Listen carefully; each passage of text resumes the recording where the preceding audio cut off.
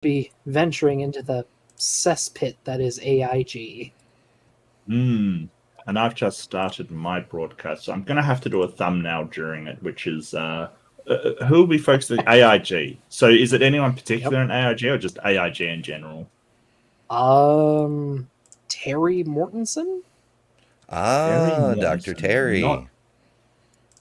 Is that another doctor like Dr. Hovind, like a faux doctor? I remember correctly, he has an actual PhD. Okay. I can't remember what it's in. It's been a while since I covered him, but he's either a biologist or an anthropologist. It says PhD in history of geology. There we go. History of geology? And has been lecturing since the 1970s. So he is a doctor like Hovind. Well, okay, slightly more credible. See, hypothetical. What the hell's his name again? Terry Mortensen? Terry Mortensen. Yeah, he comes up. He's on the AiG payroll, definitely. Grew up in Minnesota, Campus Crusade for Christ for 24 years before joining the AiG staff. Welp. Yeah, apparently, yeah, scientist, hypothetically. It says his PhD is in history of geology. That's weird. Yeah, so it's a history degree, presumably. Like history of the history of the study of geology or the history of the Earth. Okay, so something makes me suspicious that they're not giving where he got his PhD, which is weird.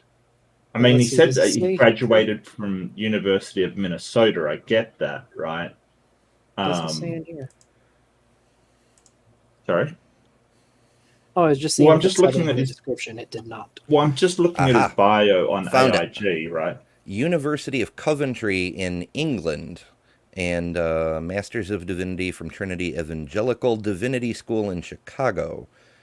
But yeah, the PhD in History of Geology, University of Coventry. Now I got to look that one up. Call me biased, but the names of those colleges don't give me much hope that they're accredited. Oh, Coventry University. Okay.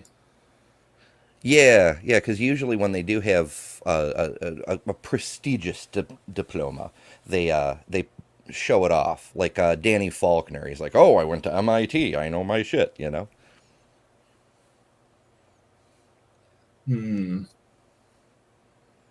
It says it's a public university. Yeah, that's fine. It's England, yeah. Cool. Yeah, that's fine. Okay. I guess I got Coventry mixed up with like Covenant or something. Maybe. England is an interesting place. It's weird that he went all the way to England for his PhD, and of course, history of geology may be one of those rare, not well done, but rare degrees that you can only get in like very few schools. Because like, what even does that mean? I mean, yeah, history of geology. In geology and paleontology, stuff like that, it's all about just where you get accepted. Like, you apply all over the world, and wherever it takes you, you go. Like, Erica Gutsick-Gibbon, she got her master's in England, I think? Yeah, it's not that unusual. Yeah, it's just a hop across the pond. Yeah, no big deal. It's just an ocean. It's fine. Well, at any rate, tonight's topic is interesting. The grand illusion of evolutionary theory, focusing on human evolution. Which, I don't know, it's a topic I'm currently somewhat interested in. You mean human evolution? Well, number one, why are you having a geologist speak on evolution for a start? Not that he's a geologist, he's a historian of geology, but okay, that's sort of splitting hairs, but why is this person at all giving any kind of information about evolution? Might be. This is what AiG... So Sorry? The fields are semi-related, considering evolution takes place through geologic time. And there's, at least in paleontology, there's two routes you can go. You can either go the biology side or the geology side. So he could be qualified to speak on the geology side of things, but this whole presentation is about the biology side. So Right. And that's what Answers in Genesis do all the time, and it drives me crazy. They basically get geologists to speak on biology. They get physicists to speak on, stuff like geology kind of thing. It's really weird. It's very, very strange. I mean, yeah. It's easier to play argument from ignorance when it's not your own field. Yeah, pretty. Sounds much. about right. Well, it's an hour-long presentation. Might not get through all of it tonight, so Yeah, might as well try to cut down on time for a part 2. Right. If I remember Dr. Terry correctly, you're going to want to speed him up a bit. Let's try 1.5, see how terrible that is. And begin. We're talking about ape men, Adam, and the gospel. How many of you have ever seen that picture before? March of Progress. Erica's favorite thing to tear her hair out about. Oh, yeah. For anyone not in the know, this is a massive simplification of the evolutionary process. As far as you could do worse, but it gives people a false impression of how evolution works. Well, the worst part about it, in my humble opinion, is that it's misleading because it creates that impression that humanity is the pinnacle, is the purpose of evolution. Now that we're here, everything stops. Everything else is lesser because it was just a step to get here. And that's very much not what's going on. And plus it gives the idea that these were the evolutionary steps kind of thing, whereas in reality, every single generation had a step. Kind of. Do you get what I mean? Like, it sort of gives the impression that, hey, this one gave birth to this one, and then this one got, that isn't what they're saying at all. But your grandmother was a monkey. It's not a set of steps so much as a inclined pavement. Ramp. That's what ramp. Wow. Ramp? Need good English. The evolutionists love to use this picture to convince us that we evolved from some ape-like creature over millions of years. And it's being very effective. In 2017, Gallup poll did a survey of Americans to find out their views on human origins. And they discovered that 38% hold to the biblical view, down from 47% in the past. Another 38% hold to theistic evolution. Yay, let's keep those numbers plummeting, please. Well, 2070... under any kind of model that they've made, Christianity will not, even in the most sort of optimistic model for the Christians, Christianity will not have a majority by then. They just won't. Nope. Yep. Ken Ham himself uses the same graph to incite panic. We need to spread the word of the Bible in the schools because we're losing. Basically, yeah, they're absolute, and plus, that's the most conservative estimate if they absolutely do everything right. It's kind of so. Statisticians basically are saying it's inevitable unless something drastically changes. Of course, nobody knows the future, but even under the most optimistic model for the Christians, they're still going to lose the majority, and that scares the living bejesus out of them. Yeah. So to speak. I don't know why. That is that we did evolve from... Oh, sorry. I really don't know why that scares them so much. I mean, we've been living with Christians, being the majority for ages, and it's like, okay. Yeah, it'll be the first time they're the minority in 2 millennia, basically. Mm-hmm. Which might be a little overdue, in my opinion, but... from ape-like creatures, but God was mysteriously guiding the process behind the scenes. And then another 19% hold to an atheist view, which says God didn't have anything to do with it because there is no God. So I did the simple math and found that 57% of Americans believe that we evolved from an ape-like creature. Well, is that really sound thinking? I want to begin. That number is way too low. Like, way too low. Yeah, I think you forgot how to math, sir. What's 39% times or 38% times 2? 76. Well, some people might say I don't know. Like some people might say I don't know, and then they wouldn't be considered in either category. Yeah, there's some data manipulation because he's not using the same graph. He's talking about a separate point, you know? Right. Oh yeah, like, oh, you got to check this. These don't add up to 100%. That's a bad graph right there. That happens a lot with surveys when they'll exclude data anomalies, people who check multiple boxes, or people who check no opinion. They just get removed. Yeah. So that's one of the ways you can check that it actually is valid data. But seeing it comes from Gallup helps a lot. If it weren't sourced, if it were just AiG presenting it, I wouldn't give it any weight at all.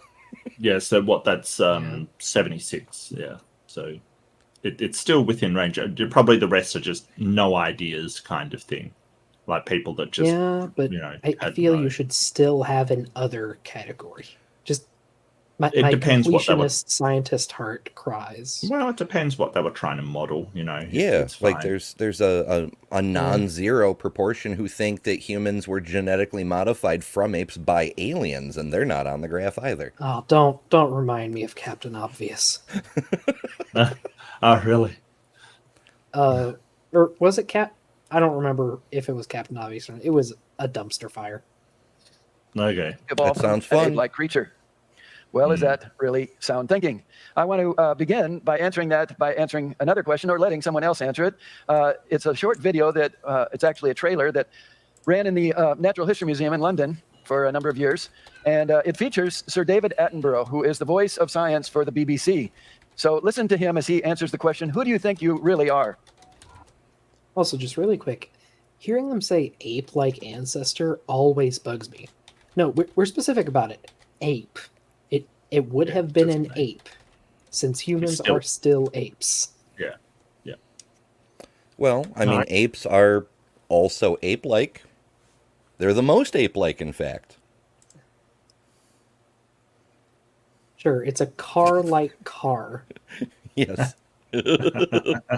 This car is shockingly car-like. It is a canine-like dog. Like, worthless. Just say it. Just say it. That said, I don't know if this is copyrighted. It doesn't matter. It's under fair use. Mm-hmm. We're doing fair use. So I was just thinking it's meta that we're reviewing an AiG video that in turn is reviewing. Yeah, which is fine. Like so fair use means that the intention of the product is different than the original thing, which it certainly is. So reviews, criticisms, critiques, things like that are absolutely protected under fair use. So as long as the main content is not the video itself, and we are in fact the main content is our opinions on it, then it's protected under fair use. Okay. I'll just say I hope so. Yes, absolutely. Because YouTube is often unfair. Well, that's the thing. What the law says and what the bots do aren't the same thing. But if you do get a strike, you can appeal it and explain why, and then usually the strike will go away. And it can't hurt to include a fair use disclaimer if you are doing review content. So I'd include one on all my content just to say, hey, I can't even remember what it says, but it basically just says that fair use is an exception to the Digital Millennium Copyright Act and permits the use of things that would ordinarily be illegal under the Act kind of thing. And that's just the way that it works. Like, so if you review someone's content, then they cannot claim a copyright strike for you. All right. Well, I mean, hey, on the bright side, we get to enjoy listening to David Attenborough for a bit. Mm-hmm. Well, yeah. I mean, it's probably a good idea to interrupt it with commentary every now and again. But yeah, of course. I'm going to take you on a journey to discover who you really are and where you came from. But you're not just going to sit there listening to me. You're going to be part of the experience, and you'll be able to examine some of the evidence for evolution along the way. That's a much better interactive thing than what AiG has going on. Why is he reviewing David Attenborough anyway? Isn't that really old? Is it a really old thing or something? I think it's to just show what evolutionists believe. Like, Evolutionists. Yeah. Mm-hmm. yeah. And also, like, sorry, he just started talking, and I was reminded. Oh yeah, David Attenborough talks at a normal person's speed. He actually sounds fast in this. I love David Attenborough. He's such an awesome guy. He's got the wholesome. Rip David Attenborough. So Or Richard, his brother. Oh, this is David Richard Attenborough's Attenborough? still alive, as far as I know. Yeah, Richard Attenborough played John Hammond in Jurassic Park. No shit. Yeah. Yes, he They are did. brothers. Yeah, they were, but I thought David Attenborough died. If he has, I have not heard it. I thought he did. He is presently 97 years old. Yeah, he's Damn, alive. All right. Yeah, it is Richard Attenborough. Sir Richard Attenborough. And Sir David Attenborough, too, technically. Yeah, and they have a third Olsen sister named Robert Attenborough. They also have two sisters, but I mean, like, it's just amusing that there's another brother that nobody's ever heard of. He is a senior lecturer in bioanthropology at the School of Archaeology and Anthropology at the Australian National University in Canberra. Huh. Yeah, so he's hanging out. Aren't all the Attenboroughs from Australia? I don't think so. I thought that was from England. I thought so too. No, I'm pretty sure they're from England because I remember in a documentary, at least David Attenborough talking about like hunting for fossils in the English countryside when he was a kid. Yeah. That's most interesting. The lost Attenborough brother is hanging out in Mark's territory these days. I mean, I have an uncle who's in beetle. Australia. It happens. If you have a look at your screens now, you can rotate the modern human skull, and you'll see the domed forehead, the small face, the small front teeth, and on the lower jaw, the chin. Yep. If you keep looking through your It's an odd ape skull. Sounds vaguely Very insulting. definitively. screen, you will see Roundhead, small face. afarensis, an extinct hominid who lived about 3 million years ago. Deep sea anglers live at a depth in the ocean below 1,000 meters where there's no light, so they're living in total darkness. It was our fishy ancestors that first developed some of our most fundamental features: our skeleton, jaws, and 4 limbs. Hold up your screen and look through it one last time. You'll see the tree that represents. Okay, no joke. This seems like a really cool thing. Yeah.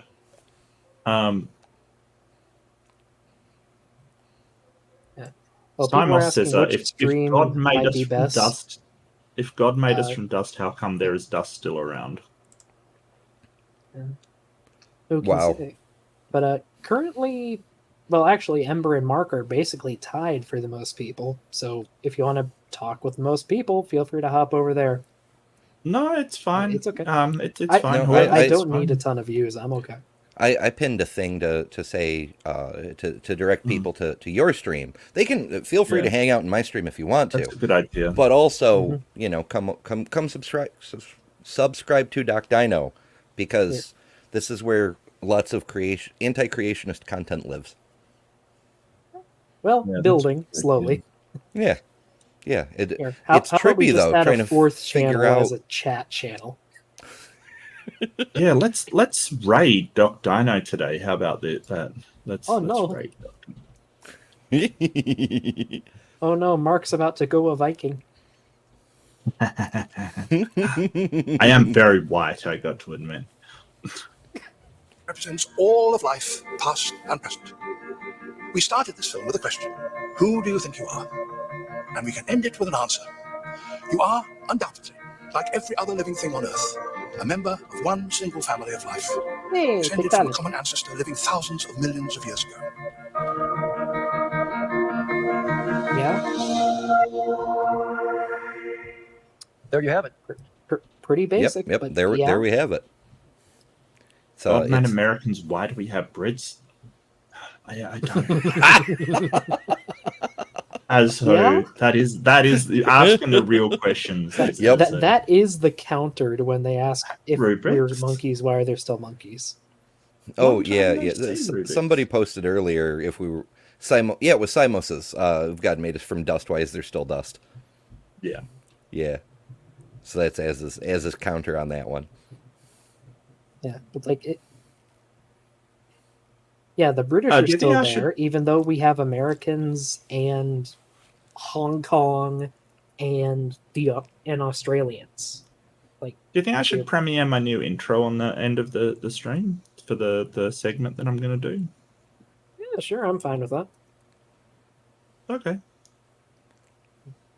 I'm asking if you think Thank you, it's a Rubik's. I have a short on Deinonychus on my channel if you want to check that out later. Your great grandfather is a little tiny bacterium. Popped into existence in the primordial oceans about 3.5 billion years ago. Oh, Bit let's further back bring than that, out the mate. straw men.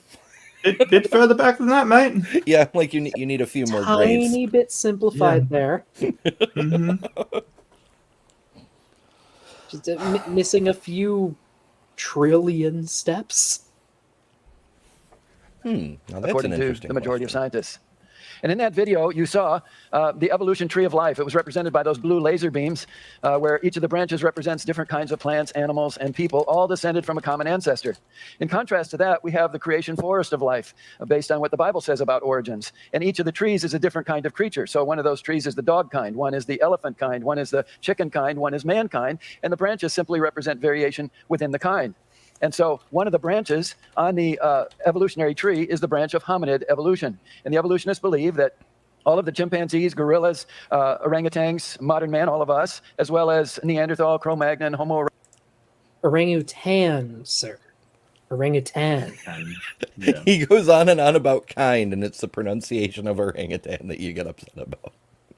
Look, I wouldn't be a fan of Guts Gibbon if I didn't point that out. Yeah, fair. Homo erectus, Homo ergaster, Australopithecines. These are all descended from a common ancestor, an ape-like creature. In contrast, creationists who have looked into this think that the orangutan is probably one kind of an ape. Chimps and gorillas and maybe Australopithecines are another kind of ape. But mankind would include all of us, as well as Neanderthal, Cro-Magnon, Homo erectus, Homo ergaster. Those are all true humans descended from Adam and Eve. So two different views for the origin and history of mankind and ape-like creatures. Now, it's important to understand that everybody has the same data. They have the same evidence. They have the same fossils, the same DNA, the same living creatures to study. Doesn't matter whether they're evolutionists or creationists, they have the same evidence to study. But the question is, which of those views fits the facts? And I want to begin by showing you something of what the evolutionists have to say, and then we're going to look at what the Bible has Bad to say. news for you, buddy. Oh boy. This is not going to end well. Got bad Nope. news for you, buddy. Would you believe me if I said it's all downhill from here and we started on? I would believe you. Yeah. Unfortunately, I Now, one of wouldn't the actually first believe you. creatures on the evolutionary tree leading to man is Australopithecus. Australo meaning southern, Pithecus meaning ape. So these are the southern apes, and much of the evidence for the Australopithecines has come from East Africa, particularly Ethiopia, Kenya, and Tanzania. And the most famous Australopithecine is Lucy. How many of you have ever heard of Lucy? Yeah, Lucy is more famous today than Eve. Donald Jones. Yeah, because you guys keep talking about it. Well, it's only famous because it was the first found. It was the first Australopithecine found, and that's why it was such a big deal. Well, because that, yes, It wasn't in a the way first you're found, but it was the first fairly complete one. right. But it was sort of it was that they talked about missing link for so long, right? That this didn't exist, this missing link between humans and apes, and then Lucy was the first found that seemed to be smack dab right in the middle between humans and apes. So that's why it was the missing link kind of thing. Yeah, it filled that role very well. But I mean, to hear people on the evolution side of things talk about it, they'll either reference just the species or they'll bring up Littlefoot because he was much more complete. It's mostly the creationist side that are like, Lucy this and Lucy that. Oh, she didn't even have feet. How can we trust that data, you know? Yeah. It's because they won't ever shut up about it. Yeah, and when in reality we have hundreds of individuals of the genus Australopithecus. Like we have this massive library of fossils that give us a perfect picture of what they looked like. Or at least what their bones looked like.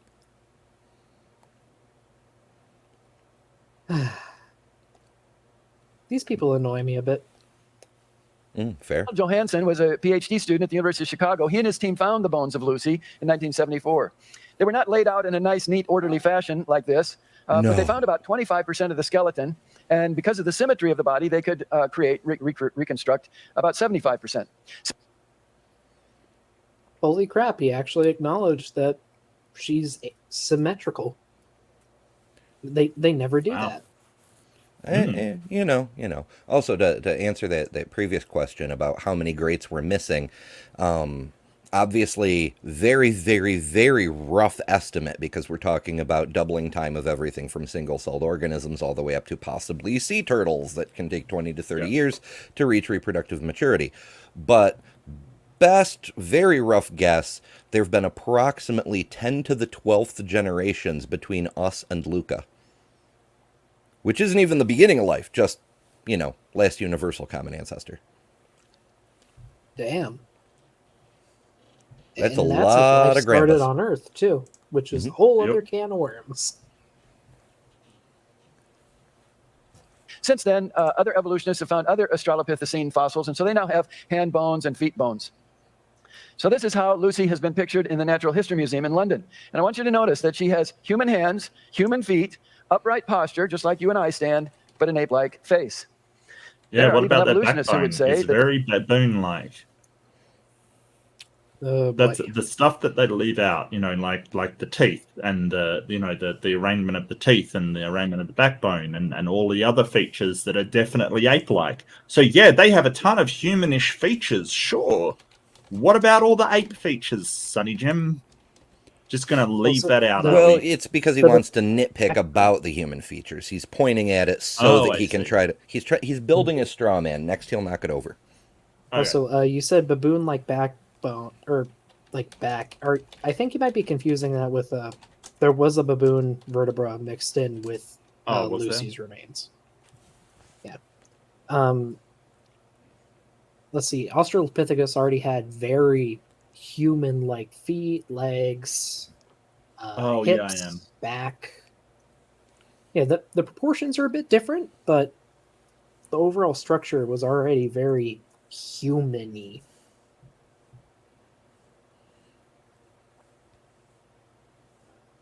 I don't like that reconstruction either. That's the face is a bit weird. It's even more stretched out than a chimpanzee's, The bones don't support that.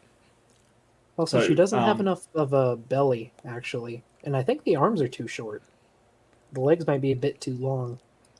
Yeah, so someone's pointing out, yes, the shoulders, they've got, Lucy had dangling arms, so arms that came off of the shoulders in a different way than humans, and it was more ape-like. They also had a smaller skull that was more ape-like, and a conical rib cage is more like an ape. Yeah. So, like, to say that this is, I mean, I wouldn't say it's perfect, but it is so similar to both ape and human with features that we literally could not categorize it into one or the other. And why would we? Because it's both an ape, sort of a human is an ape. So it's just the missing link they all said would never be found. And, surprise. Well, surprise. I mean, there have been a number of other steps along the way. Like AiG Canada recently released a video where they go nuts about how Homo erectus is so similar to Homo sapien.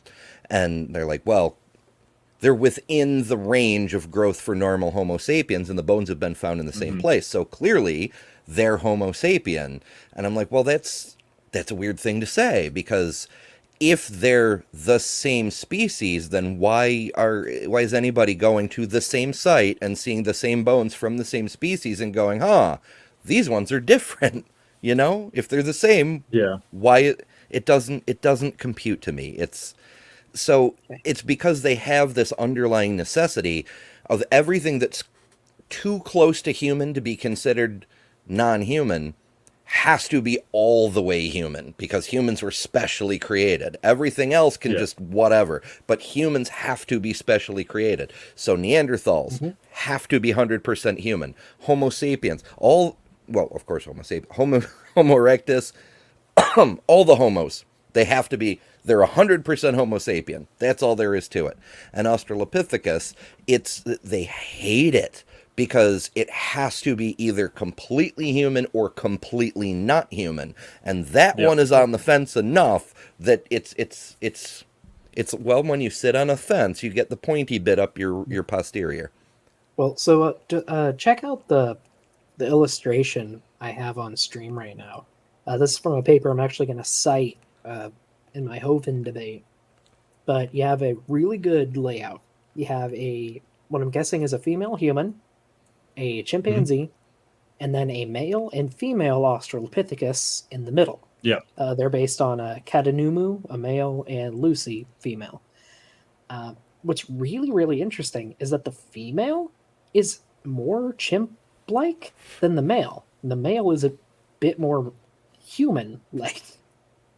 So even within the same species, you have this incredible variation. Well, I don't know as I divide them that way, because look at the hips on the female specimen. They're almost identical to the human female, whereas the male specimens are closer to the chimpanzee side. Well, so that's just because that's just due to sexual dimorphism in bipeds. Really, females have to have the wider hips. Yeah, that's sort of what I'm getting at is that the pelvis here, it would look almost identical to this too. Yeah, the sexual dimorphism creates the illusion of consistency with one or the other more than is actually there in the average, I suppose. Similarly, the male skull is slightly more broader forward in the jaw, which is more like the chimpanzee, whereas Lucy's is flatter and is more like the Homo sapiens. The arms are also different. Female Australopithecus would have been much better at climbing. And you can even see here, like their arms are almost the same length, even though they're a pretty decent height difference. And the male has proportionally longer legs too. Sorry, can I give another shout out to Gutsick Gibbon as well? If I'd known we were doing like ape morphology, I probably would have brushed up on it, to be honest with you. But if you do want ape morphology, Gutsick Gibbon is amazing. Just incredible. Sure. I love her stuff. I might host it to people. Yeah, like this topic is an interest of mine. It is her field. Yes, that's right. Also, yes, she's a bag of fallacies primate and must be on drugs. Paleontologist. Is it what's her actual field? Is it primate biology or something like that? I don't remember what her specific. Oh yeah, she's a primatologist. Primatologist, yeah. Yeah. So I'm just going to link Richard Taylor in the chat. That's not quite true. Based on what we know, sexual dimorphism in apes is mostly, or primates in general, is mostly based on their social structure. For example, in species where you have one male with many females, a harem, you'll have dimorphism more like this, or like in a gorilla. Whereas if it's more like a pair, like they're more paired up, like in humans or gibbons, the sexual dimorphism is very, very much lessened. And we actually see this in an earlier human ancestor, Ardipithecus, where the only real difference between male and female is just the hips. Pretty cool.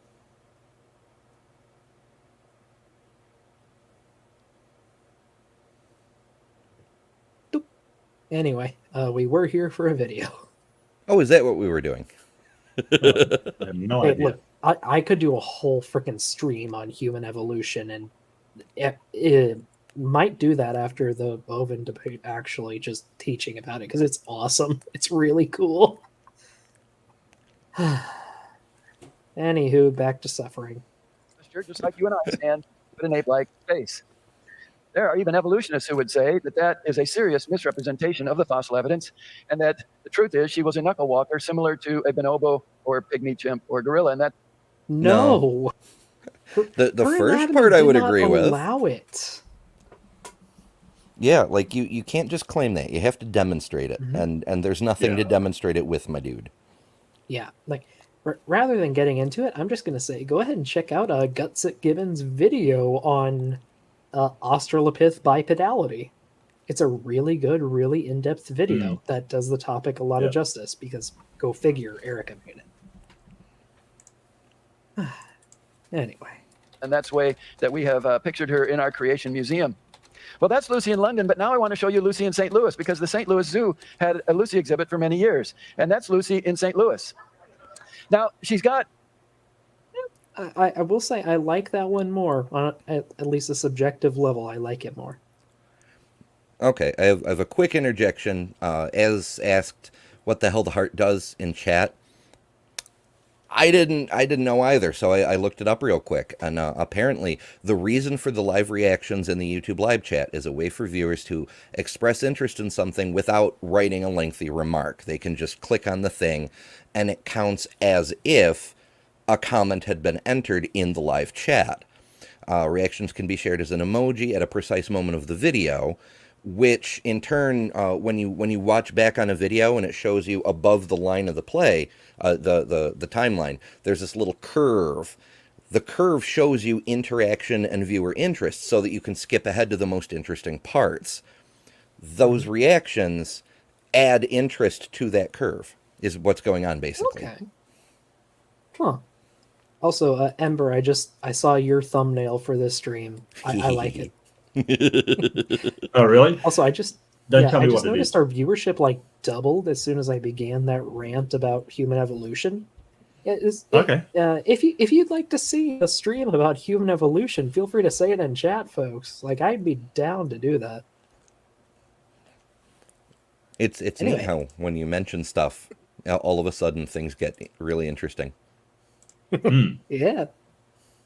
a little bit more hair, but she still has human hands, human feet, and upright posture, but an ape-like face. And look at that face. Do you see the whites of the eyes? Those are human eyes. Apes don't have eyes like that. The hell you say? What?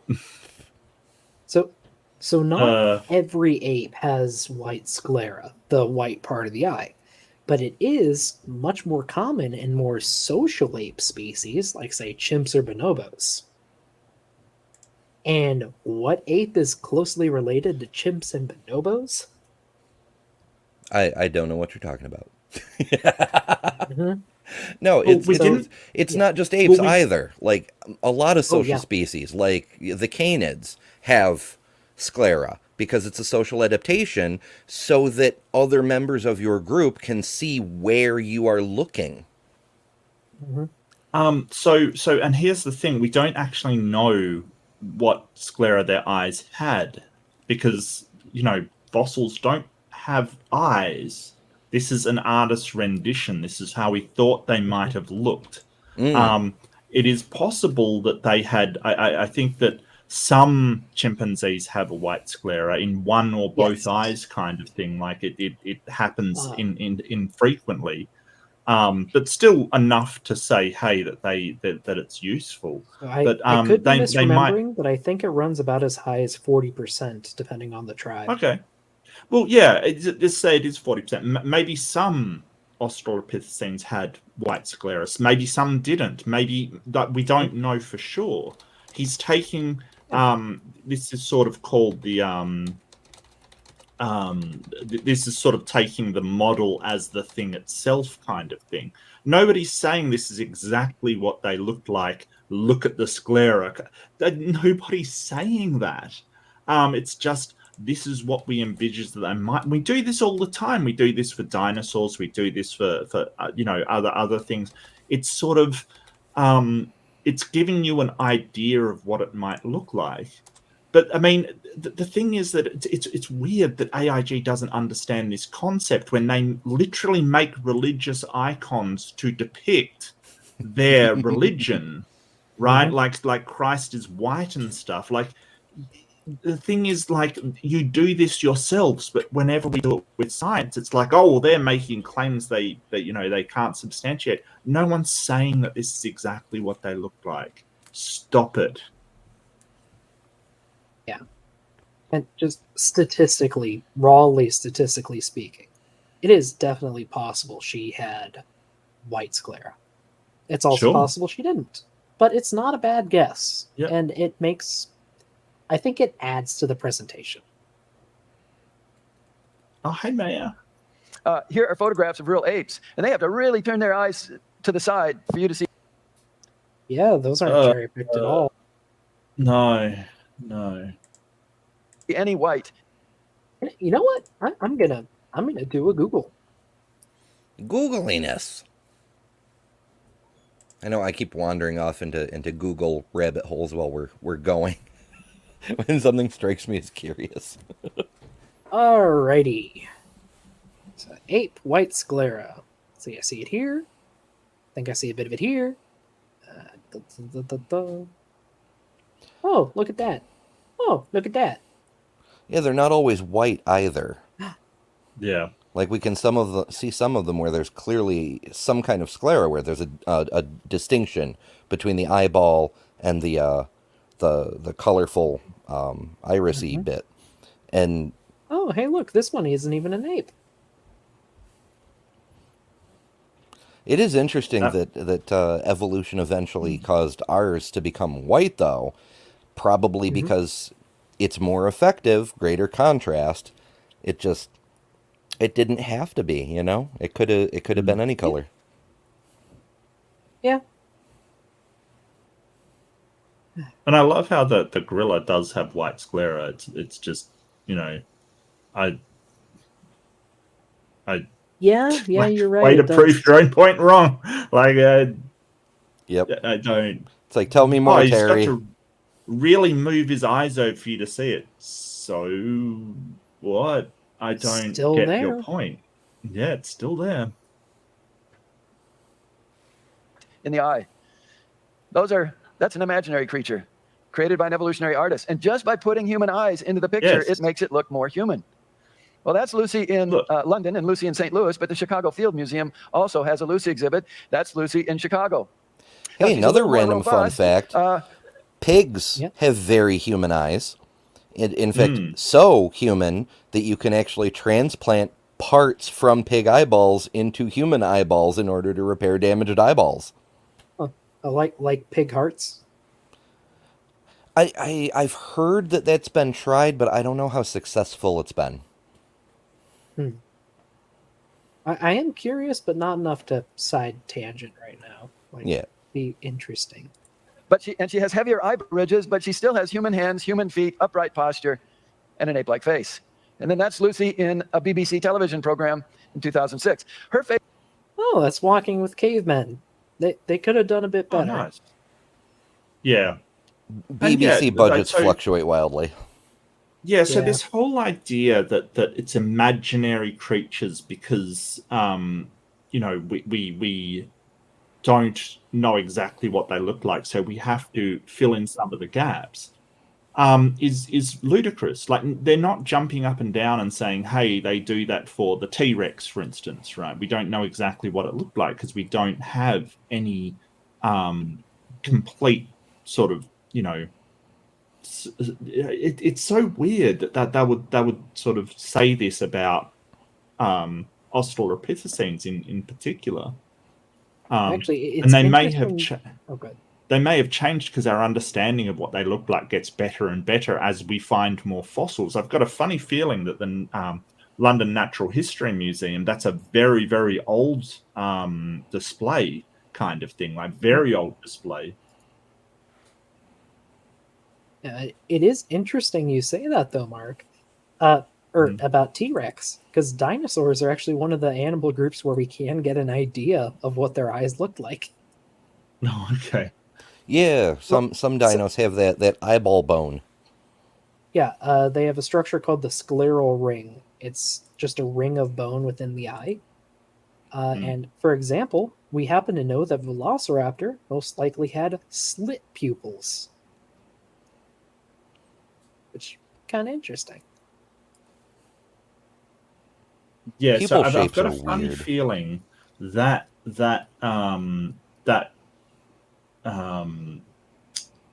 display is like really old, like incredibly old. I mean, I've got their current from the London Natural History Museum, their current one. Let me show you what they're currently showing. Okay. I'll just share my screen. Da-da-da. Oh yeah, that's a lot better. Yeah, exactly. Like you're cherry picking images to say, hey, this is what they're saying it looks like. No, that's what they've said it has looked like in the past when our ability to share it. In fact, I'm not even sure that's from the History Museum. I'll see if I can find it. I'll see if I can find it. Oh. Keep on going. It's I'll see if I completely can different pin from this the other down three, where this although came from. Okay. Yeah, it's Also, very just similar. Oh, good. It's very similar to camera technology. Like older digital cameras got you very fuzzy images, and as the technology's improved, the resolution has increased, and we get clearer and clearer images. It's the same thing. It's exactly the same thing. As our technology's improved, and we've gathered more fossils. English is hard. We've been able to increase our resolution of what we see in these bones, so the image is better. Yeah. But anyway, shout out to Walking with Cavemen, though. The lost Walking with special everyone forgets about. I didn't think it was that bad. She does have that unusual hairline, but that's because the BBC is in London and the Natural History Museum is in London, so they've got to kind of have those match. But then that's Lucy in Smithsonian Magazine and Lucy in Science. Was that a London burn? That's just. I guess. Are people in London like bald in just that one I don't understand. Of course, Terry went to college in London, so maybe he has some inside. It's an inside joke or something. Maybe. Whatever. Also, I'm curious if this is actually supposed to be Lucy, considering the lack of boobs. Yeah. Could be a Okay, little she foot. put on a bit of weight. Curious. Don't be a hater. Just any way the artist wants to draw her. In 1981, Richard Leakey, at the time as director of the Kenya National Museums, he is a very famous evolutionist and an atheist, and he wrote a book entitled The Making of Mankind to explain to the general public where man came from. And in that book, he said, we can now say that Australopithecines definitely walked upright. So is there any doubt in his mind about this? No, they definitely walked upright. Well, that was 1981. But in 1982, he was up in London speaking at the Royal Institution, a very famous science institute. And there was a reporter from the New Scientist magazine who went to the lecture. Now, the New Scientist is a weekly magazine published in Great Britain that summarizes the technical scientific literature for the general public so that we can stay informed on what's going on in science. And it is I noticed that evolutionist he in says orientation. we The reporter tells in us, reference to the general public. Yeah. He no longer considers himself a member of the scientific community, which is fair and proper, but little slip of the tongue exposes that he feels that way. Oh, okay. Sorry, Aso. I have to refute this. No, I am not hating on the rack. Like, they are beautiful at any size. It's just she should have something there. I didn't realize that dinosaurs had opinions on mammals' namesake glands. Hey, look, man. People can be into a lot of different things. Hey, Beamsy. It's a Beamsy. The marvelous memories of malevolence. How could you say no? What? Just being an idiot, don't worry. Okay. Marvelous memories of Malevolence. memory malevolence. But what it comes down to is, did you also notice that in the 81 post he was actually referring to a scientific paper, but then he talks about the New Scientist Journal. Mm-hmm. What is the Saying problem? that's not a scientific publication. And additionally, unless I missed something in what he said, the article in New Scientist was summarizing a talk he gave. It wasn't even necessarily directly quoting him. We don't know unless we see it, you know? But that's the thing. They're articles. They're not scientific articles. Mm-hmm. Right. They're not in journals. They're in science communication magazines. I get what Beam's saying. They're an opinion piece. They're not a actual publication. Well, it's a publication. They do publish it. Yeah, they're not something that's up to the peer review. Mm-hmm. Yeah. Mm-hmm. Also, no. Anyway. How's this? Hey, Leakey points out that what's wrong paleontologists with do not know mammalian feet? whether Australopithecus walked upright. Humans? Everything. Nobody has yet found an associated skeleton with a skull, he says. Well, now that's interesting. I wonder how many who read the book read that article or were at the lecture. Now that's Wait a interesting. sec. In 82. This was said in 82. Yeah. How many Yes, years have passed since then? 41. Do you think we might have found one or two? Or several dozen? No, science never learns anything new. It's forever frozen in 2,000 years ago. Oh wait, no, that's religion. That's religion that's frozen 2,000 years ago. Sorry, my bad. I get those two confused. Yeah. They're so easy to mix up. And if they refer to Australopithecus, why don't they just always refer to Littlefoot? Because what is that one? It's 96% complete? That's what I was saying earlier. Yeah. I'm like, damn it, this obsession with Lucy. Like, it was a great find, don't get me wrong, but come the fuck on already. Yeah. If you were talking about Australopithecus, Littlefoot should be now the pinnacle of it, because, again, I don't remember its completeness, but it is above 90%. They don't want to talk about Littlefoot. They do not want to talk about Littlefoot. And the only reason it's got the name Littlefoot is because it was missing one of its feet. Also, at least according to Wikipedia, 90%. So, yeah, that is insanely complete for any fossil. And not just that, if you actually mirror it, it is 100% complete. Not quite 100. Looks like still mostly missing little bits of the hand and foot. Yeah, but I mean, there's been how many fossils have been found of Afarenses? Like, there's been tons of more them. than enough to fully show us what they Yeah. look like. But yeah, apparently this is Littlefoot. This is Littlefoot here. So missing a few little bits, but yeah, this is insanely complete as far as fossils go. Yeah, you couldn't get any luckier than that when finding a fossil. Yeah, basically. But as you can see, it would be like a once in a generation find, like the Berlin specimen Archaeopteryx.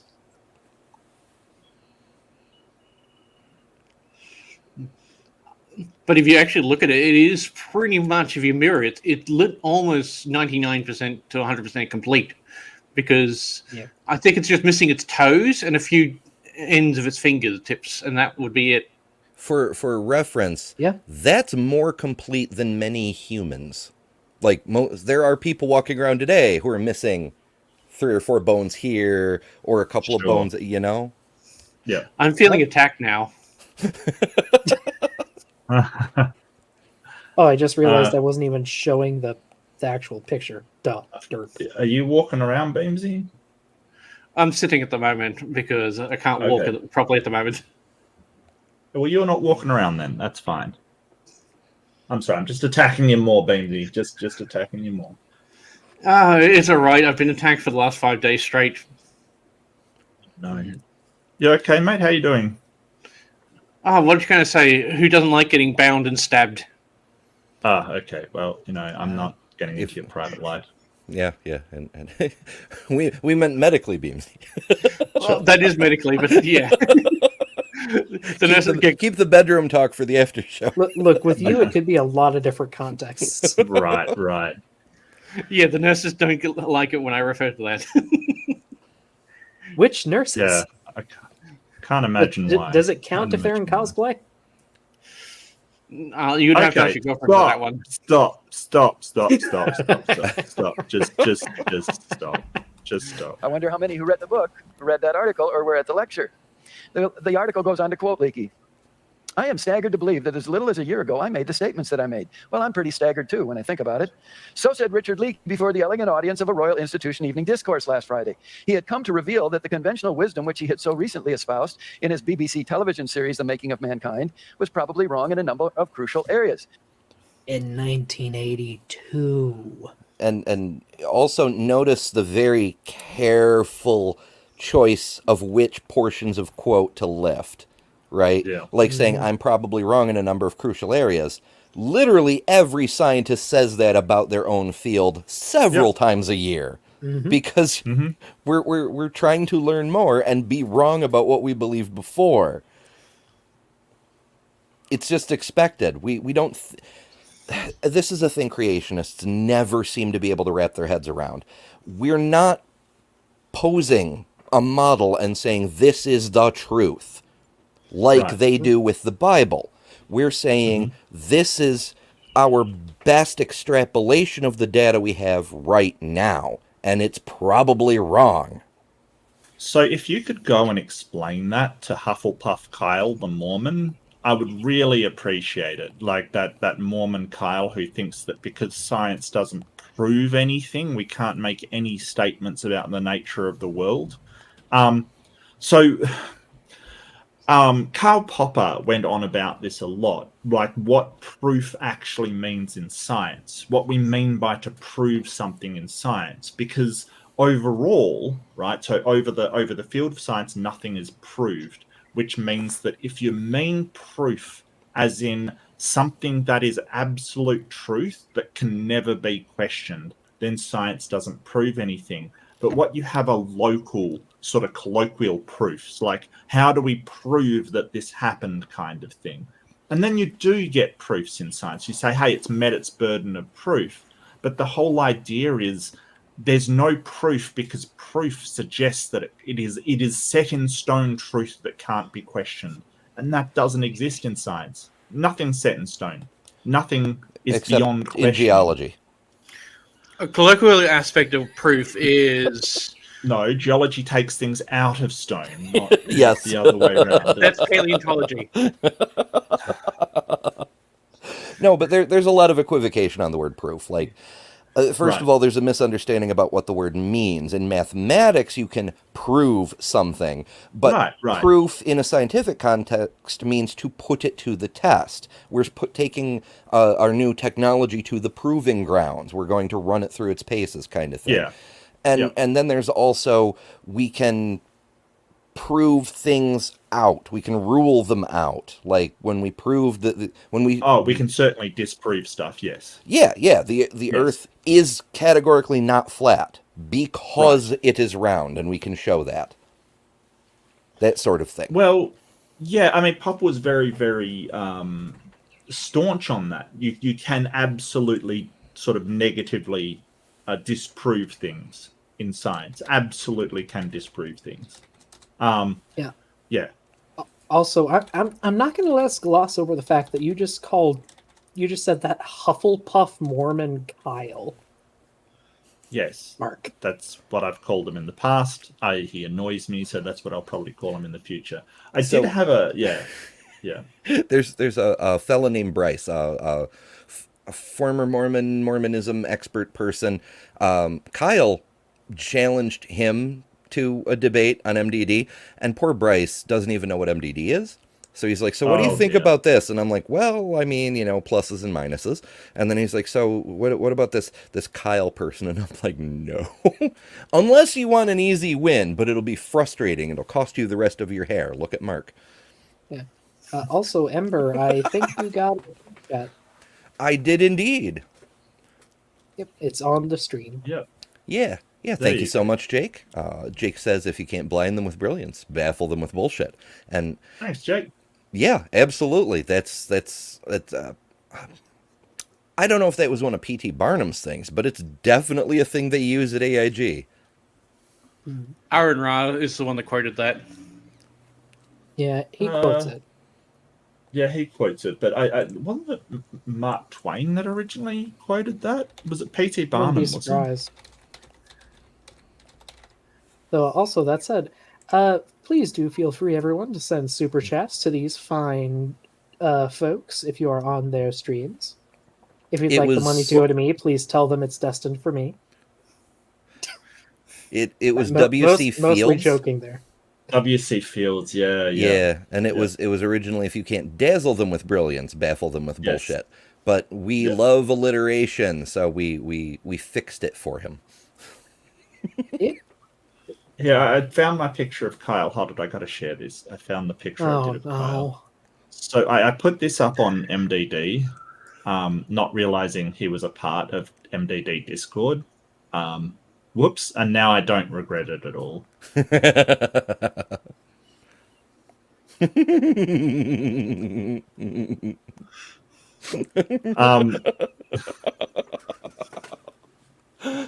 So yeah. Bring me the boy. Bring me the boy. I dare you to put up a debate challenge with that picture. I don't care what the challenge is. I dare you. Oh, yeah. No, he's probably seen it. I thought it was funny. Still, he lurks on that board so much. It'd be hilarious. Yeah. I kind of disappointed that I wasn't able to get the camera working to give our little Witless run for his money. Oh yeah. Oh, did you get in on the Witless action? I was trying to listen to it, but it's the same old, same old. No one didn't bring anything new to it. Yeah. Oh, he rarely does. I mean, that's part of why I don't want to debate him on that topic, because he never says anything new. But neither side brought anything new. Yeah, alas, things have gotten a little stale on. So we're talking about a debate that just happened a couple of days ago. It was Ozian versus Austin Whitsitt, whatever the fuck his name is, and they both needed partners last minute, and so the debate just kind of, it didn't go off the rails because it didn't really have rails to begin with, but that's what we're talking about now. It was just the founding of the last minute partners, and it was a mess to begin with. I can't blame Fulton of anything, but it just wasn't really good. Well, they asked me, and I couldn't do it because I was doing something with Ember kind of thing, but I would have loved to get Austin back in the ring. I really would have. But, I'm not going to leave Ember hanging. There's no way. So, yeah. It's fine. It's perfectly fine. It's just, would have loved to get Austin back in the ring. I would have loved to see how he would have actually answered the aspect about seismology, radars, and sonars. Oh, he completely blew off my question. Oh, did he? I asked about tectonic plates, how the flat Earth theory could explain them. And he just started going off on tectonic bowls. Like they're supposed to be bowls on... He argued about their shape, not what they do or what they are. Go freaking figure. And the weird thing is he says that everything is electrostatic. Does he realize what static means? No. No. No. No. Well, somebody asked him, because he said that everything was electromagnetism kind of thing. And so he was asked, I asked him what frequency is this magnetic force on? What frequency does it occupy? What wavelength is it? And he had no idea what I was talking about. Literally no idea. Yeah, that's the question I got you to ask him from me. Yeah. And he just... I can't remember how he dodged it. And it was sort of talking about... It's all electromagnetism, and it's all of it, but it's none of it. And I got confused. That's all right. He doesn't know what the hell he's doing either. Yeah, Beamsy, not gonna lie, I'd love to get him between the two of us in Age of the Earth debate. Woof, hot. Giggity. Or Noah's Flood debate. He won't do that. won't. He, Yeah, he won't do that. his I shtick know he is- wouldn't. It's a pipe dream, okay? His biggest stick, the way he works, he believes in geocentrism and planar Earth. When he's debating just planar Earth, he'll switch between geocentrism and planar Earth, and then complain when you actually bring other things into it. It's And always then- so funny to me when a flat earther goes geocentric, because, as you know, the flat earth movement was started by a not quite scientist using the pseudonym Parallax. And parallax is one of the ways we know the heliocentric model is the correct one. Look, creationists are immune to irony, okay? They're immune to it. Stop. Stop. Yeah, it just comes down. He switches between the arguments of a geocentric model and a planar Earth model, and he doesn't have one that links the two. He just switches between the two, whichever one is convenient for the most opposing side he can take at the time. But Ozian, I mean, he's got some pretty good stuff based upon his knowledge of radio signals, which he was in the Navy and he did radio communications. So he's got some pretty good stuff when it comes to that. I'm not sure what the other person had to bring to the table.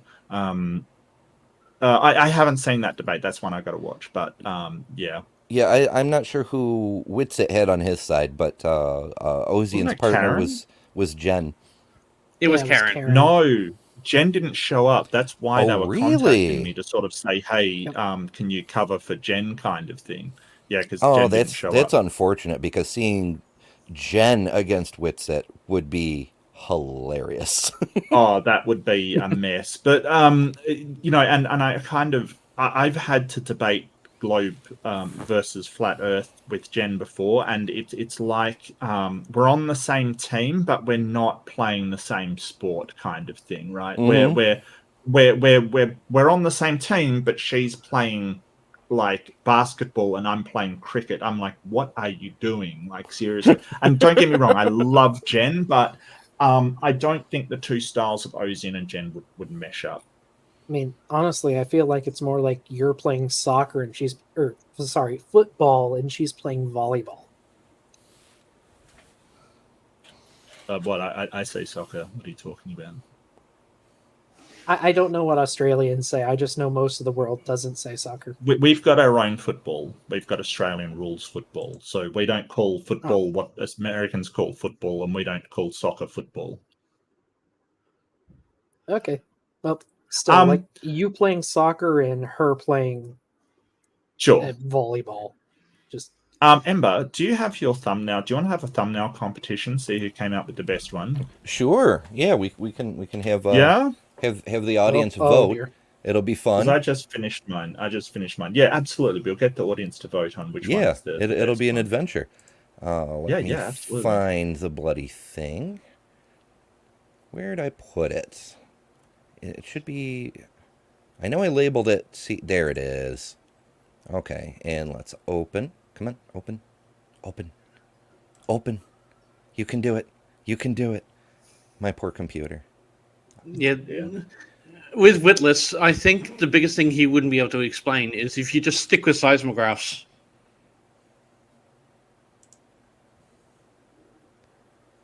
Oh, Beamsy, what about you think he'd have any shot at answering the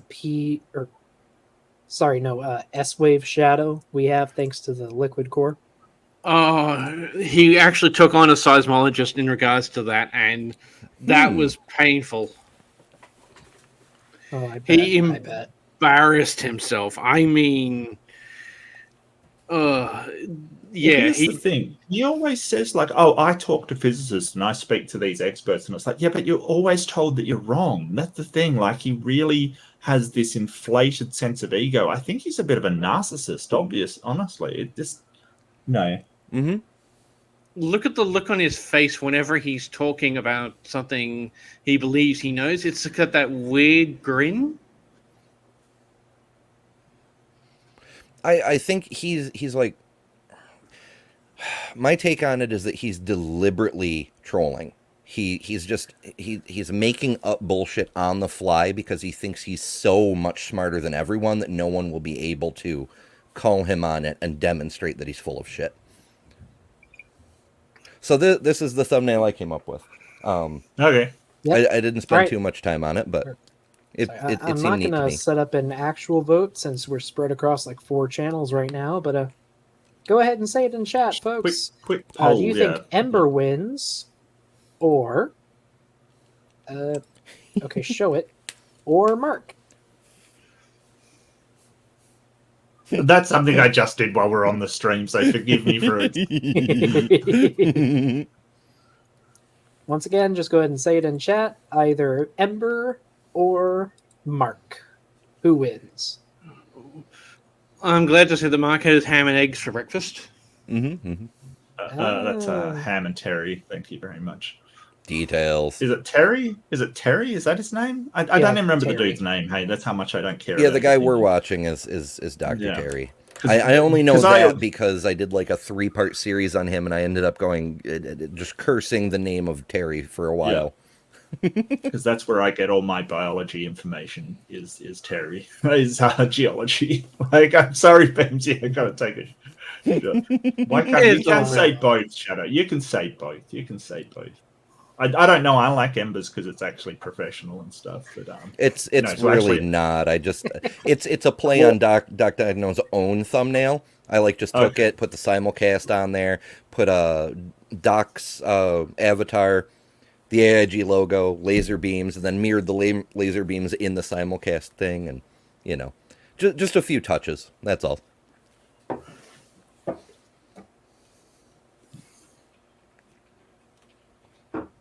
It seemed like a good idea at the time. Speaking I'm of what we going for came that, here for, though, I'm going for that sort of clumsy amateur style. That's my excuse. well, so far we have 2 votes for Mark, 1 vote for Ember, and 1 vote for both.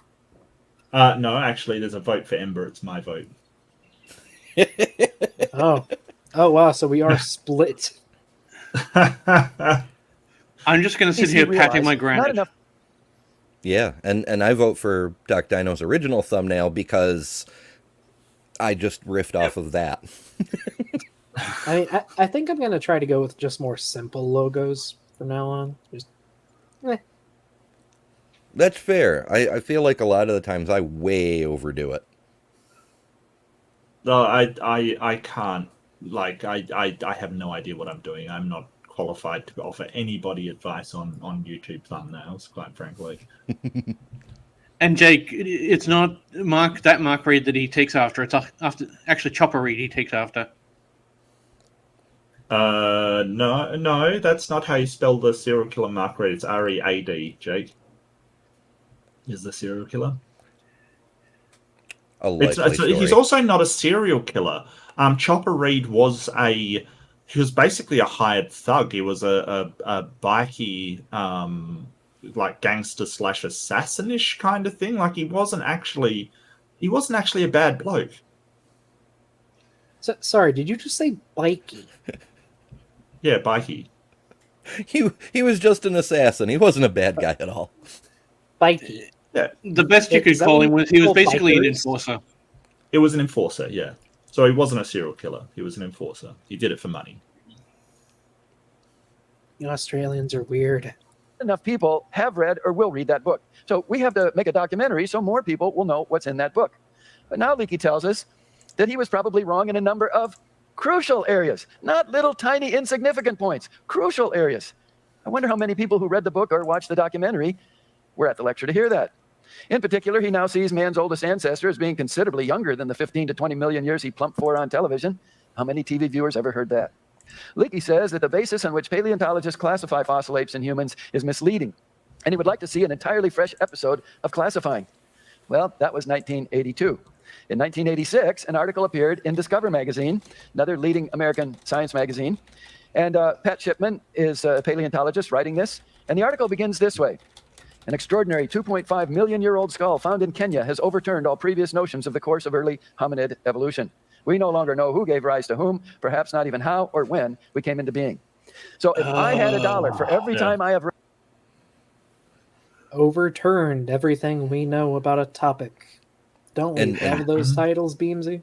Yeah, how many titles do we see those in a year every time there's a new thing found and a newspaper wants to sell papers? This will overturn all our knowledge. Yeah. Yeah, I mean, that's the point. Whenever we get something right, it's the scientists who demonstrate that the thing was wrong. It has never, ever been a dude with a Bible. Does anyone have the name of the article he's talking about? He just gave the title. Right there. 1986? Hey, Yep. it's closer than 1982. Yeah. Baffling limb of the family tree. That's fun. I mean, so the Terry, he's one of those guys who says, well, you know, cosmology says that used to say the universe is 20 billion years old, and then they trimmed it down to 14 billion years. So, you know, we can't trust them. It's the same sort of nonsense.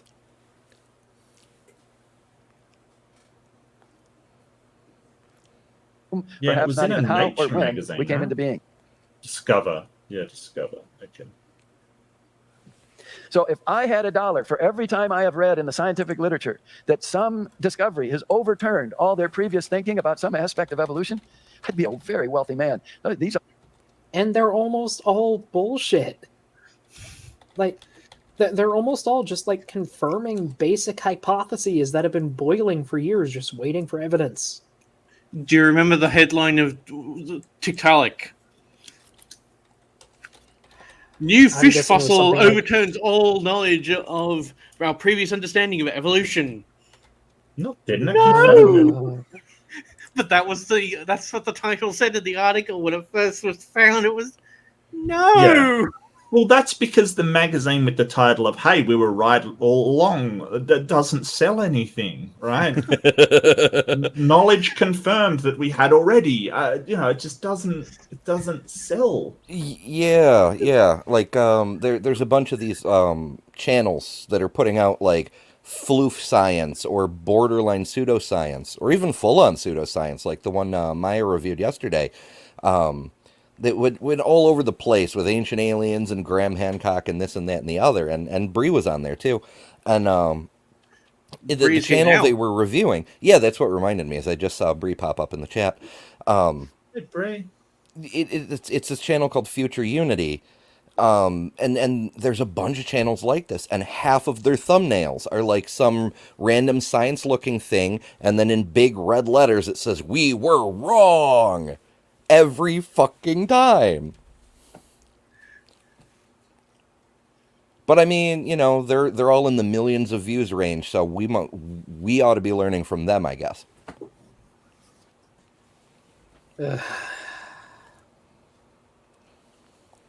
People suck. These statements appear regularly in the scientific literature. But they found this skull, and now they don't know who gave rise to whom, when, or how we came into being. So it's really thrown a wrench in their system. Here's a chart from Donald Johanson, who found Lucy, and Timothy White, another leading American anthropologist. All right. Just looking what we got here. No. Extinction? I mean, it's missed. Whoa, Possible. what the? Sorry. I mean, it's missing a few bits, but could be worse. Neanderthal should be a bit, or archaic Homo sapiens should be a bit above Neanderthal, but. And the offshoot should be lower than Erectus, because they're not sure if it came off habilis or lower than habilis. For Neanderthals? Yeah. No, I'm pretty sure the current consensus is Neanderthals and humans are from Heidelbergensis, which was from Erectus. I'm pretty sure that's the consensus. it's still too high anyway. Yeah, the archaic Homo sapiens. Well,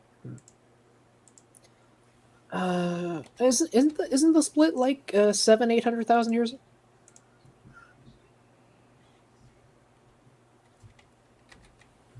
It's like I don't think the split's wrong, but Neanderthal definitely doesn't go up high enough.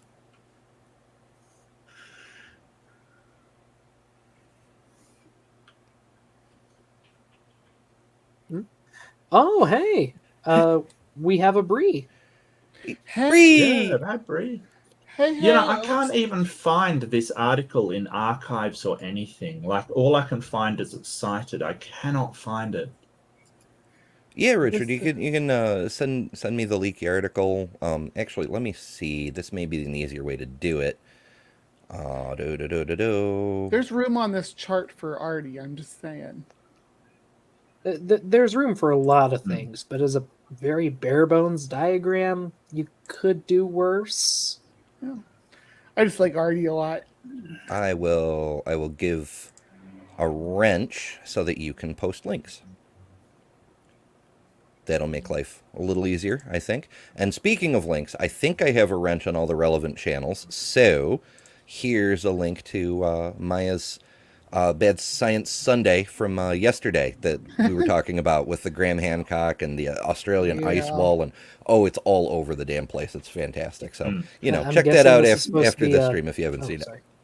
I'm guessing this is supposed to be a better diagram, Beamsy? This is the sort of diagram they should show. This. All this. Yeah, but like for lay people, this is like, what? This is for lay people. This one, I'm not 100% certain. Wait, are they saying Naledi? Did it have that wider range? That's just how long it was and how long they've been around. That's. This is a. I'm just this one's a couple of years old. Naledi was shorter, but I could be wrong. Yeah, but they should show it like that, not drawing lines the way they do, because it's wrong. I like when they nest circles inside circles. That's what makes it look the best, in my opinion. Oh, I had a really good diagram that I think I might have deleted, unfortunately, but it showed human evolution as just this big tree with big bushes that had groups within it.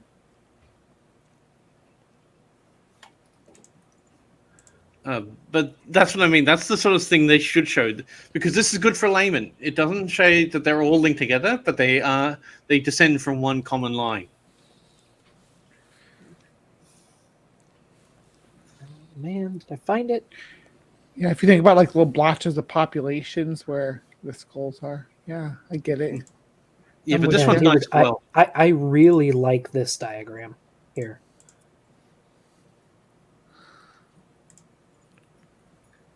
Because, like, we're not sure where the exact connections are, but we can pretty well zone them a little bit. So I think the Paranthropus should zone them. It's okay. Maybe it's not as good as I thought it was, but I like it a bit.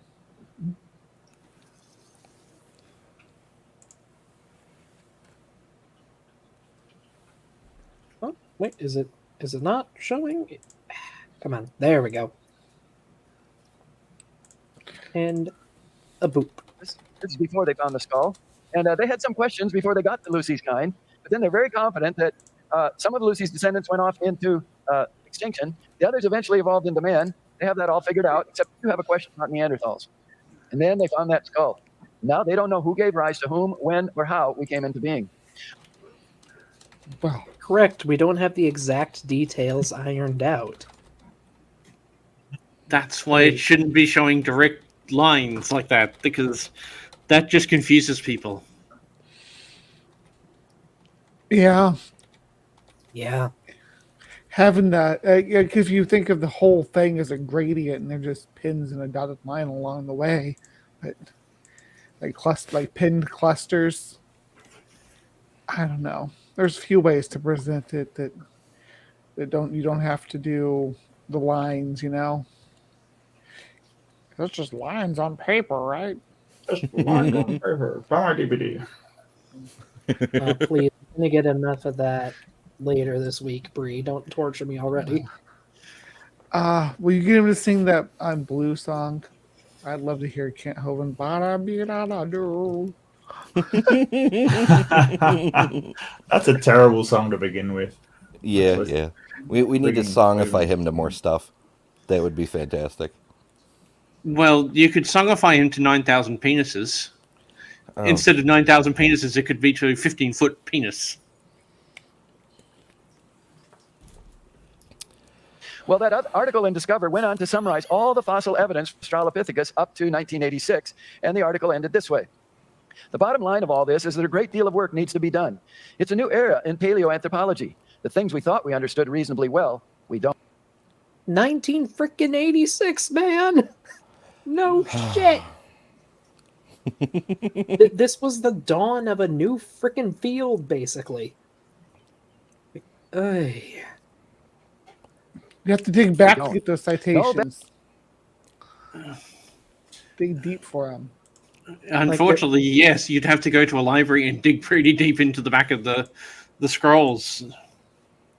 Yeah, they're like trying to cherry pick, but the cherries are so freaking rotted that it's just dirt.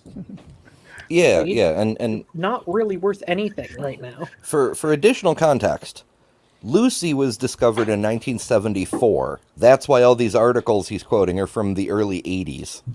Well, 86, I suppose, is an early 80s, but you know what I mean. We never found any more hominids ever after that. That's right. That was it. Lucy, and that's Lucy and done. No better argument can be made to support the time, trouble, and cost of fieldwork than this new skull. Like an earthquake, the new skull has reduced our nicely organized constructs to a rubble of awkward, sharp-edged new hypotheses. That's a scientific word for guess. It's a sure sign of scientific... Damn it, Terry. As a fake scientist, you should know What did he better. define hypothesis as? Hypotheses. I That's guess. a scientific word for guess. No! No. Bad Terry. No. Gonna Drawn take and your formed. diploma away. No, but that is a sign of scientific progress. It's basically saying, hey, we have all of these models and they've been put back into hypotheses. That's the way science works. Like, what's bad about this? This doesn't, like, just because they basically go, hey, there's things we don't understand, that's fantastic. Let's go and try and understand them. Doesn't mean that you go, well, there you go, it's God. Mark's running from his creator. Yeah, you can these tell. are the words of a very excited scientist who has like the next 10 or 20 years worth of funding secured. Like, I wonder how things turned out for Pat Shipman from John Hopkins School of Medicine. wait, Well, I can't find this Discover magazine thing, but I mean, Discover magazine isn't a wait, academic I'll be right back. journal. Baffling limb on the family tree. Discover September. Do we have Pat Shipman though? I knew the name sounded familiar. I have her book. I have a she's book of hers retired. on bird evolution. Does it tell you how to make a turkey? It goes over like the Hey, importance of crocodile. Archaeopteryx, the history behind it, stuff like that. Really, really, really fascinating read so far. I'm only like a chapter or two in, but she's a really good writer. Invaders. Like I'm pretty sure she's an anthropologist by trade, but she decided to dip her toe into bird evolution, and I appreciate it because No, she's a paleontologist. I thought she specialized in anthropology, like paleoanthropology.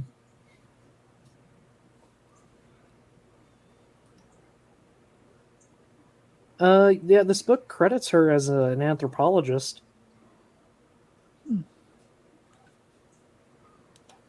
No, you could be wrong.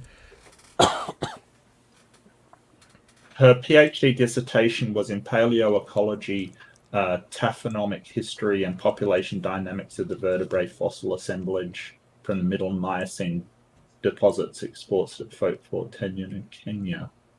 So you're saying she's a bit rotten? She was writing back. This 2015. This actually looks interesting. The Invaders: How Humans and Their Dogs Drove Neanderthals to Extinction. It's interesting because you do think about the time period that we domesticated dogs, which was way like 10,000 years before we domesticated anything else. It was about the same time Neanderthals disappeared. So it's like, I wonder if that's the conclusion she's drawing here. Oh, and Mark, taphonomy is the study of how things decay. If you wanted to get the joke. I mean, isn't it also the study of how things fossilize? It's what happens after or during and after fossilization. It's actually after an organism dies, all the way up to its complete fossilization. Okay. I thought it was also what happened after that, though. That's the study of the process of decomposition of an organism. That includes the final what am I stage thinking if it gets lithified. Like, there's something about, like, after the fossil is made. Somebody picked up a new member somewhere along the way. I don't think it was me, so I think it must have been you, Ember. Jester, the Lord of Fools. Jester, you might want to Lord give a of shout Fools. out. Yeah, Jester's awesome. So do y'all like triple stream this? Yeah. Really quadruple, because Ember's also on Twitch with one viewer. Yep. There's What a viewer. But what a viewer. Yeah, you're the MVP tonight, Twitch viewer. Yeah. Big shout out to random Twitch viewer. Always awesome. 50-50 odds it's Rubik's. Oh, it's Beamsy. I lost that bet. Well, that's a bit of a letdown. You but lost. never mind. You lost the mystique. Now you could have been anybody. BMC.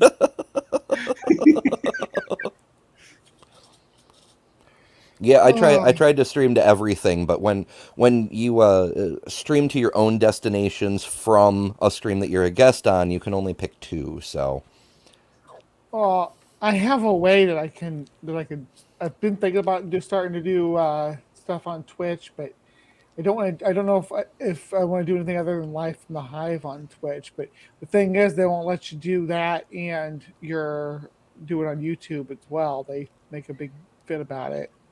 Really? Yeah. I don't know. You're doing it right now though, so maybe you can. Yeah, because I often use Twitch as a backup for when the YouTube bots start being overly aggressive. I just tell everybody, okay, this isn't working. Let's all go to Twitch. The stream's already running. The whole thing is there, etc. And Owen Morgan does a similar thing. He streams to both locations because there are people who prefer to use Twitch as opposed to YouTube. So it's not just a backup in his case. It's like an equal audience kind of thing. Bree, the only time that actually occurs is when you're a partner. When you're a partner, then you have to make that arrangement. Yes, with the partnership with Twitch, they have an exclusivity contract with it. But if you're a affiliate, it's fine.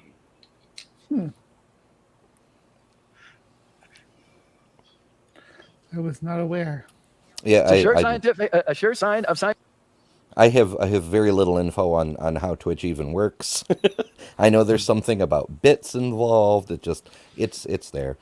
I know less about Twitch than about Discord, in fact, which is not a lot. I mean, I have heard there that you make more money if you take off your shirt, but I could be wrong about that. Oh, I thought that was OnlyFans. I can't stream to OnlyFans, unfortunately. No, What's OnlyFans the is the difference?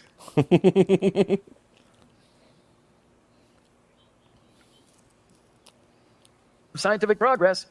Well, it is progress. It's progress when you find out that what you thought was true is wrong. That is progress, but they're not getting closer to the truth. They're getting more confused, as I'm going to show you. Oh, for fuck's sake, Terry. 1994, Nova Television had a series of programs on human origins, and I want to show you a clip from the first program. It features Dr. Owen Lovejoy, who is another American paleontologist up at Kent State University in Ohio. And I want you to watch and listen to what he is doing to a plaster cast of Lucy's hip bones. And the voice narrating in the background is Donald Johansson, who found Lucy. So watch and listen. Oh, this is bad. I think I've seen this before. I just realized I was muted. Yeah, they always harp on this. Like, the thing is, the bones wouldn't function if they were as it was, so they had to reconstruct it. And then we found actual, like, articulated Australopithecus hips, confirming it. Articulopithecus. Articulopithecus. Okay, Yeah, I think that might have been the biggest point of psychic damage so far this stream. Dieino, you're the paleontologist here. If I remember correctly, what is it, about 60% articulation on most skeletons when it comes to fossils? I know it drops very something much chronic. depends on the state of Oh my gosh, are you aware of this, Doc? I'm dropping this in the side chat. It popped up on my feed when I was looking at that book that books by that author that was on that last slide, and this popped up on my feed, and I remember this book from back in the day. Oh, hold on, that created the customer reviews. I didn't mean to do that. So I was looking to see if maybe it was here, the second link. There we go. Oh, that sounds horrifying.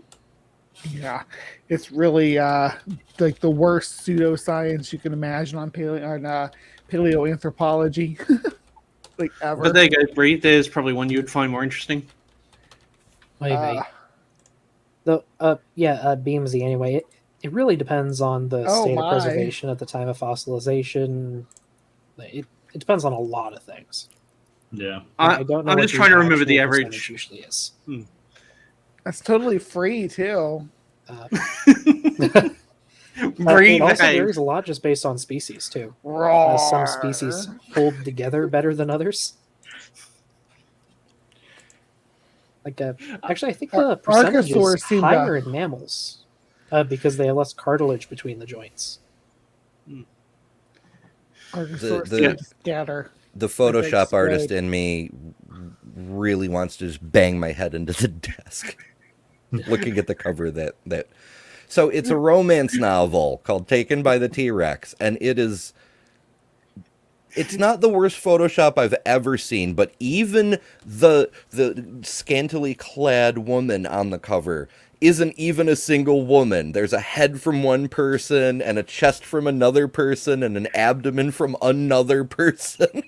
Holy shit, right. What Creighton's favorite woman or perfect woman? I can show. What is this? Dinosaur erotica. Isn't this how you live your life, Doc? No. I was thinking this was your only work. This is what you did to get yourself through school, and I wasn't throwing any shade. Uh-oh. You can get it for nothing on audiobook. Is the freaking Popo T-Rex too? Is that like the cheapest, most common T-Rex toy in existence? Oh god. It's almost fucking magical.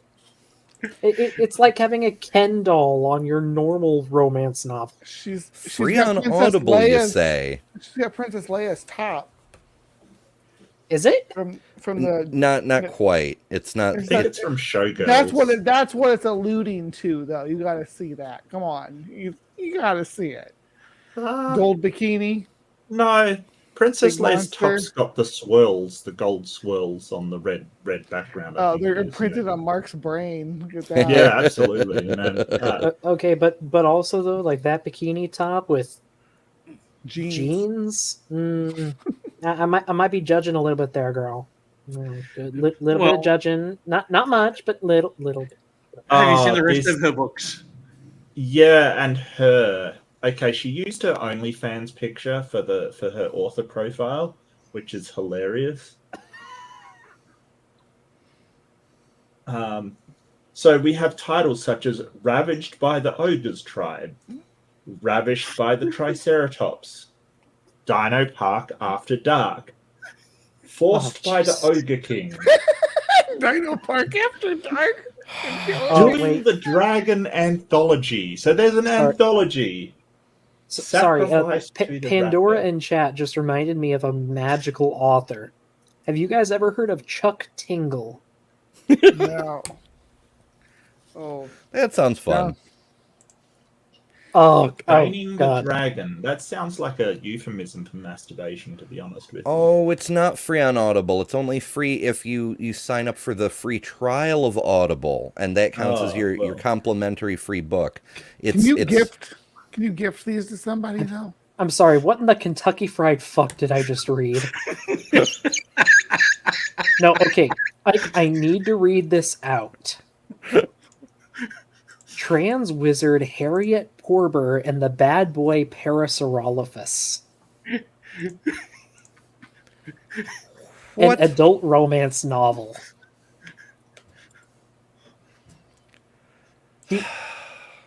Oh, okay. My billionaire Triceratops craves gay ass. This one's called Training the Dragon, but I thought I said Draining the Dragon for a second. Now that's definitely a euphemism for masturbation. How about Glazed by the Gay Living Donuts? So there's like these really like D-list horror movies out there, and we watched this one called Return to Bloodfart Lake. What? Which author are we looking at right now? I'm still looking at Alara Branwin's. Okay, I'm looking at Chuck Tingle, and his are just... Okay, Dr. Dieino, you've done like reading out of Jurassic Park before. I think your next one should be reading of Taken by the T-Rex. Should be your next reading. It's only a 38-minute, according to Audible. So you should wait be able a to second. nail it in a single. You should be able to nail it in a single episode. Yeah. Nice. Wait a second. This title, Not Pounded by Anything. 6 Platonic Tales of Non-Sexual Encounters. That sounds disappointing. Absolutely no thoughts of pounding during my fun day with this kind T-Rex because I'm aromantic and asexual, and that's wonderful, valid, and way to prove love is real. You tell him, Beans. Sorry, I think I might have found the crown of all of these. Donald Trump pounded in the butt by the handsome Russian T-Rex, who also peed on his butt and then blackmailed him with the videos of his butt getting peed on. I am not joking. Written by a 12-year-old, I see. Named Chuck Tingle. You can look at the chat. I have no butt and I must pound. There's just Pokebut Go pounded by them all. Just an assortment of poundings and butts and Slammed in the butthole by my concept of linear time. This is not the topic I thought I was going to be. No, none of us did. No, not even a little bit. All right, Doc. I've got what us ace people consider to be erotica. I mean, hey, those are really freaking good.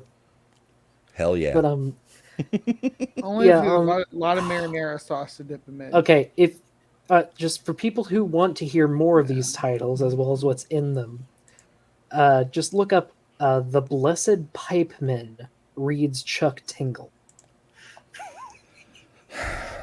It's this weird British guy with the most outrageous voice reading these already absolutely insane quote-unquote romance novels. It is an experience. You still can't get past Gilbert Godfrey reads 50 Shades of Grey. I'm sorry. Believe it or not, pounded by the admittedly handsome sentient firework display because he really freaks out my dog. Can I just... The hell stream are we on right now? I've got to... I'm going to wake up soon, right? This is not real. Hold it. I gotta share this. I'm not even joking. I gotta make sure you know this is real. This is absolutely real. No, I believe you. But I just want to point out that we didn't lose any viewers during this. Y'all are sick fucks. You've got to show this. Yes, this is not pounded by the admittedly handsome sentient firework display because he really freaks out my dog. From two-time Hugo Award finalist. And he hit the timeout, sentient firework display. I'm not into that kind of jazz. That's not my style. My dog is a little freaked out. We're gonna go now. Hold it. The dog's freaked out. We got to put a hold on. Welcome to the wonderful world of Chuck Tingle. You have been blessed. You know, the live chat's really to blame. They let us keep going like that without abandoning ship. Well, what? Pounded by the physical manifestation of feeling that I ordered the wrong thing because I wasn't quite ready when the waiter came over, but my friends were. Oh, I feel that so bad. So, you guys, you all lucky folks are the blessed beneficiaries of what will eventually become a clip of Doc Dino's exclusive members-only content. No, not members only. Everyone has the right to see this. This is going to be your highest viewed video ever. I am fine with this. Pounded in the butt by my handsome sentient library card who seems otherworldly, but in reality is just a natural part of the priceless resources our library system provides.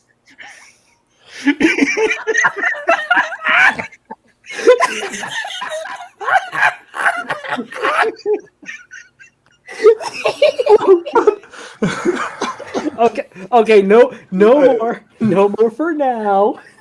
I will apologize to all. This deviant was my fault.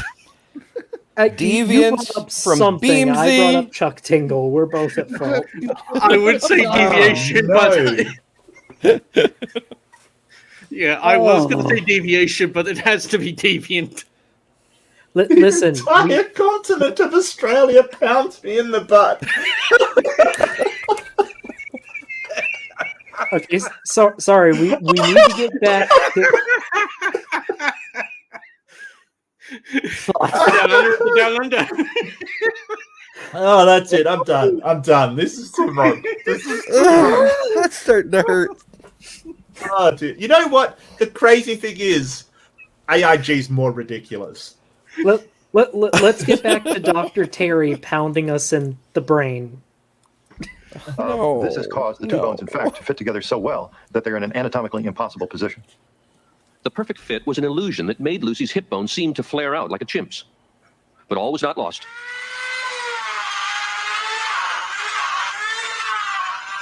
Lovejoy decided he could restore the pelvis to its natural shape. How did he know what that was? He didn't want to tamper with the original, so he made a copy in plaster.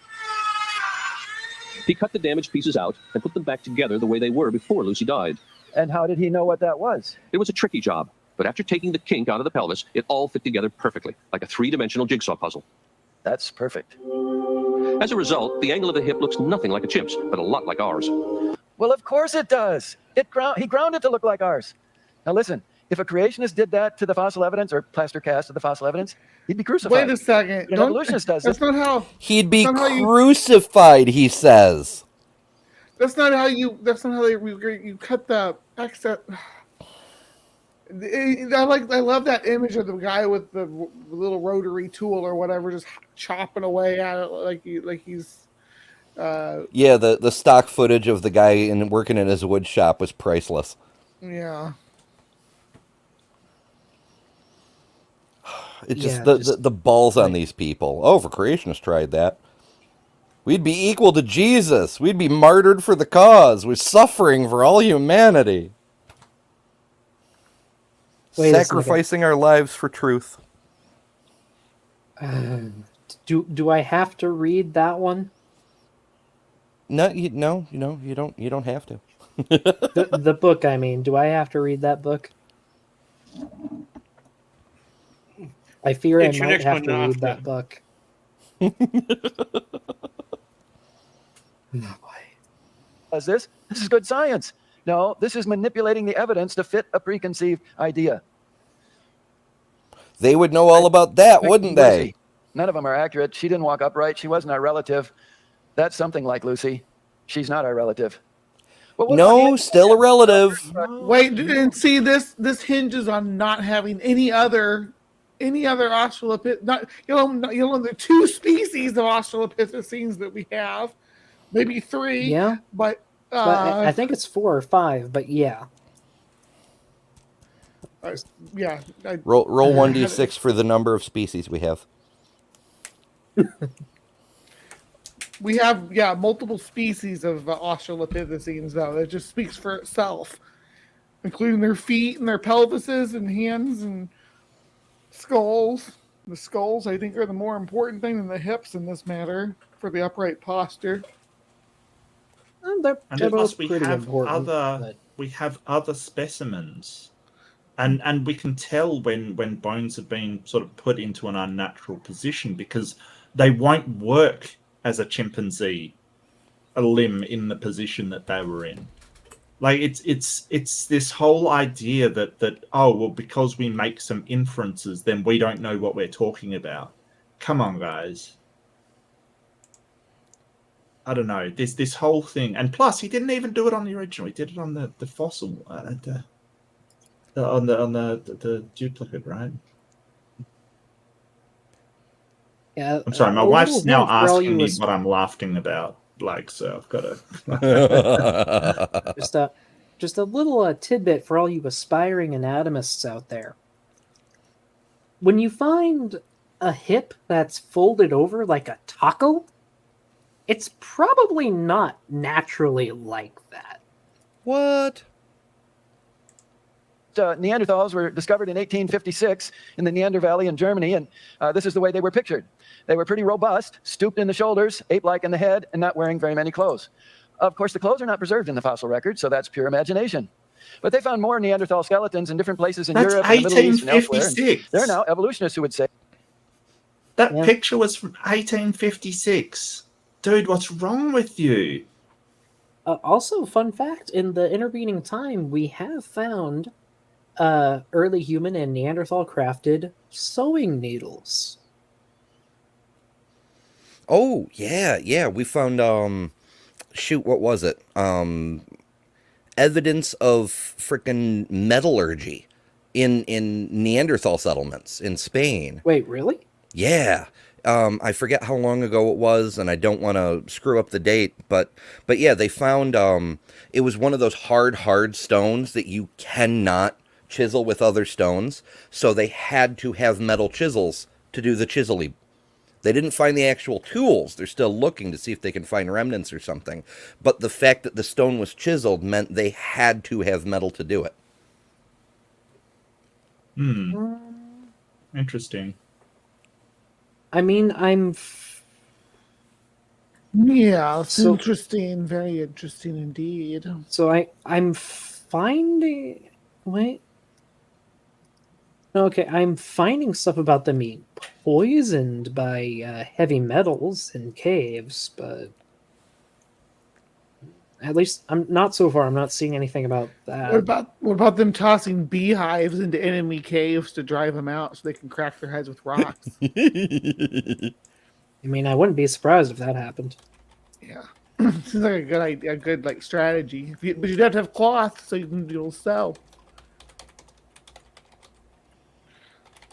Would say that if you dressed up Neanderthal in a coat and tie and a hat, and you put him in the Creation Museum or the Ark Encounter, nobody would take a second look.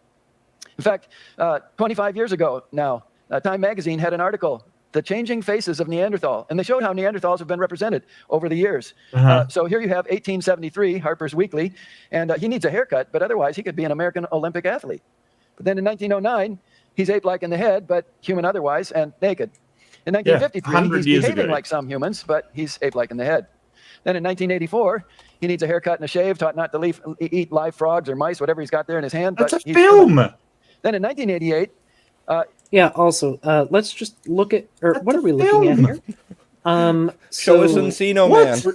Yeah, Encino Man. It is basically human. It's changed again. Look, this is ridiculous. And it's sort of like, even if these were scientific representations, which a lot of them are not, may I add, even if that was none of them are. Like maybe we have magazine, movie, and art piece. Yeah, that's true. Well, I mean, even if they were, it's like saying, well, because medicine has changed since 1873, then we should just throw out all medicine, right? Just because we were wrong about, say, what caused, bacterial infection or what the causes of epilepsy are.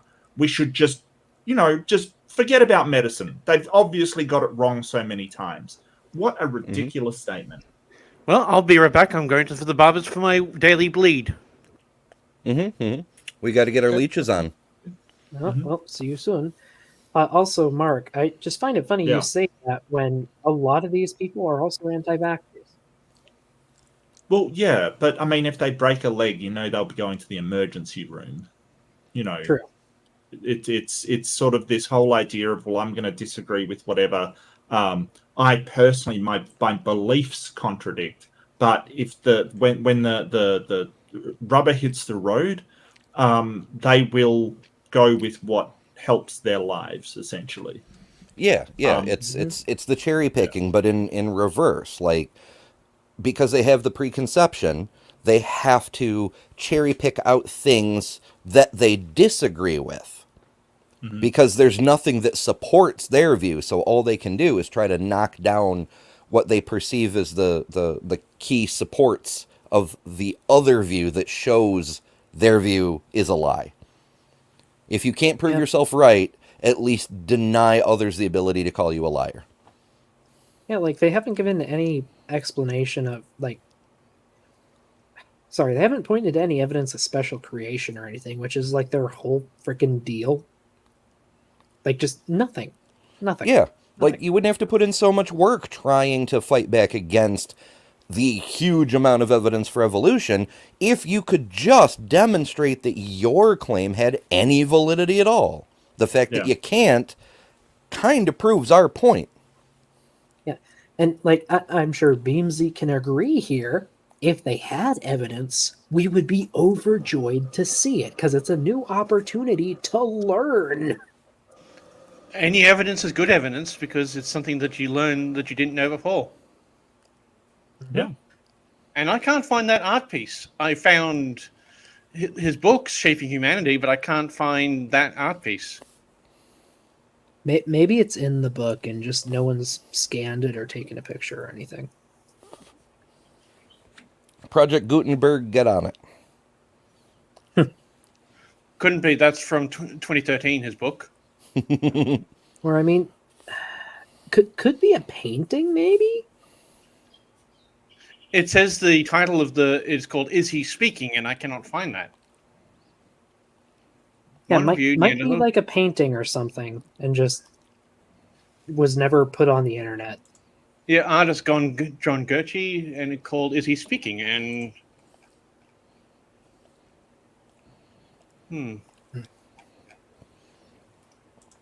He's showing that he needs to go to the dentist, but he's human. But then CNN has him more ape-like in 2006. He's got a lot more hair in 2007, and he's perfectly human in Science Daily in 2008. The Neanderthal Museum in Germany for many years had a statue of the 1983 version and a picture of the 1909 version. And one evolutionist commenting on this said, "From his bestial 19th century persona to just another guy in a suit, Neanderthals have been pigeonholed according to the times." But like any good museum, the Neanderthal Museum has updated their exhibits. And this is what they looked like in 2010. Now, the guy on the left has been out in the sun a little bit too long. And he does have a pretty big nose. But I've been doing scientific observations during this lecture. And I've noticed that some of you have big noses. And I've been wondering, where you are on the evolutionary tree. Oh, that's ridiculous. There's a whole lot of other things that differentiate Homo sapiens and Homo neanderthalensis. He's been doing scientific observations during the lecture because the plural of anecdote is data. And you know, just looking at stuff isn't scientific observation, sir. Like that isn't just and plus, don't humans have a certain percentage of their DNA as Homo neanderthalensis? Like, don't we have like a Depending on your ancestry, but yeah. Yeah, it depends on Yeah. your ancestry, but yes. Yeah, Generally most of us, between 1 and 5%. So what does that show? Gee, I see a bunch of people that could have features similar to Neanderthal. Well, yeah. Yep. So, right? Yeah. I know he's kind of verging on barking up a tree no one is hiding on, right? Because of the fact there is genetic compatibility, we've generally agreed that Neanderthal is a subspecies of Homo sapiens. We're Homo sapiens sapiens, they're Homo sapiens neanderthalis. It's like saying, oh, dogs can breed. Okay, cool. It's a bit it's a contentious issue, which is it's always going to be in human evolution. Yeah, because, you know, weirdly enough, life doesn't really care how we describe things or what categories we make up. It's going to do what it's always done anyway. Yeah, I think it's I could be wrong, but I think based on the research of human Neanderthal hybrids, only the females were fertile. Like, I could be wrong about that. I don't know that we even have enough any DNA to be able to determine that. Well, I think it's because we don't have modern humans with Neanderthal Y chromosome. I could be wrong. And I've just been looking around, and the John Gertrude is not a painter. He is exclusively a sculptor and a paleo artist. Okay. So I cannot find that artwork. I'll keep digging, but you know, although the best sculptures that are the most accurate, they're all his work. Oh, okay. Interesting. Yeah, Richard Sadler says up to 3% Neanderthal DNA on average. Sure. Yeah, and from what I'm finding, yeah, it seems to be that the male Neanderthal human hybrids might just have not been fertile, which can happen in some hybrids. That's usually a pretty good sign that they're pretty well speciated.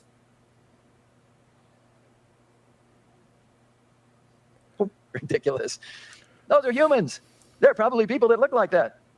Yes, but the Neanderthals, now they were primitive. They had primitive stone tools, primitive culture. That proves that they weren't fully human. No, it doesn't. When George Washington was president of the United States, living in the presidential palace in Philadelphia with Persian rugs on the floor, fine china and cutlery, and a toilet in the house, living in the very same country at the very same time, were Native American Indians living in teepees with no Persian rugs on the floor, no fine china and cutlery, and no toilet in the teepee. And they were just as human as George Washington. Oh, stop. And we have people today. Yes. Well, that's awfully generous of him to admit that Native Americans were full humans. I mean, But who's saying that's not the case? I don't understand.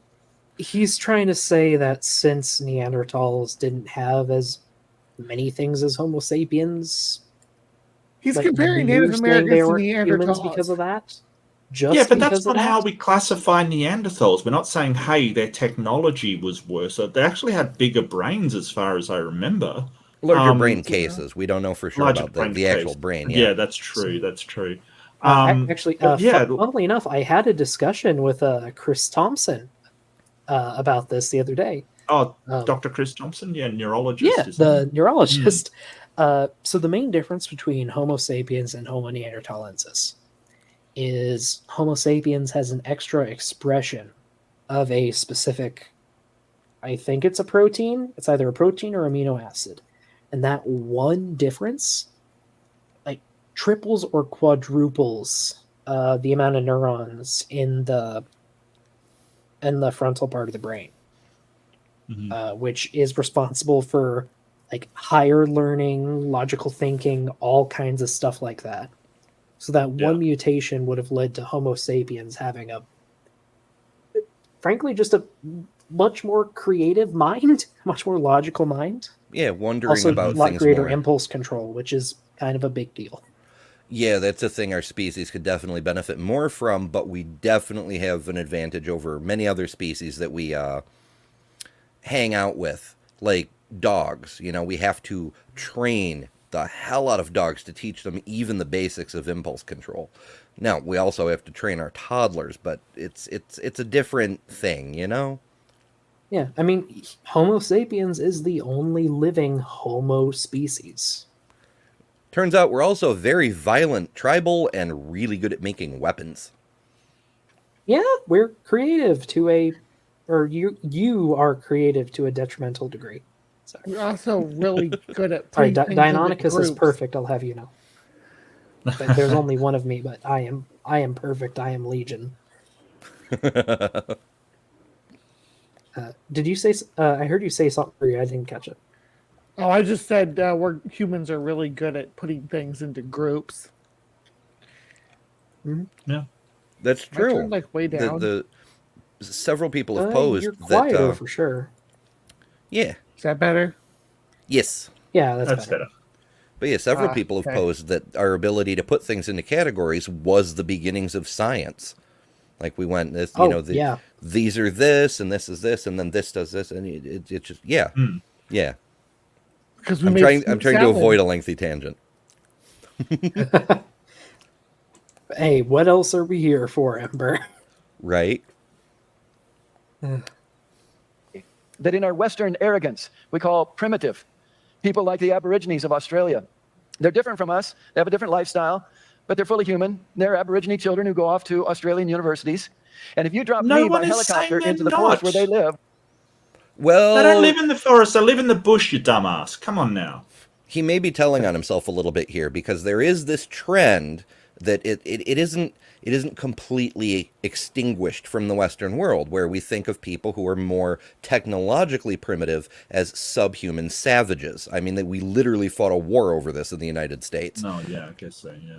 It's not completely gone, and he may be kind of exposing the fact that he has a few of those thoughts lingering in his muddled brain. I mean, what's a large Christian organization that has a problem with multiple races? Oh, also, hey, Titan. Titan! Hello, Titan.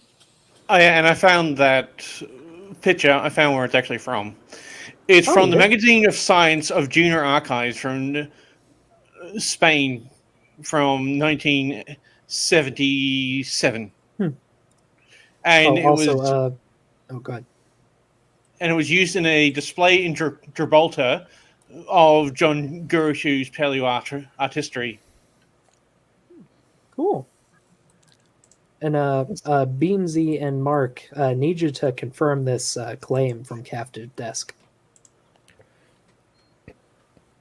Well, I mean, most Australians laughed Ken Ham out of them, but you know, I don't think so. I don't know. I do know that is this true? Do they not have a form of alcohol? Not to my knowledge, no.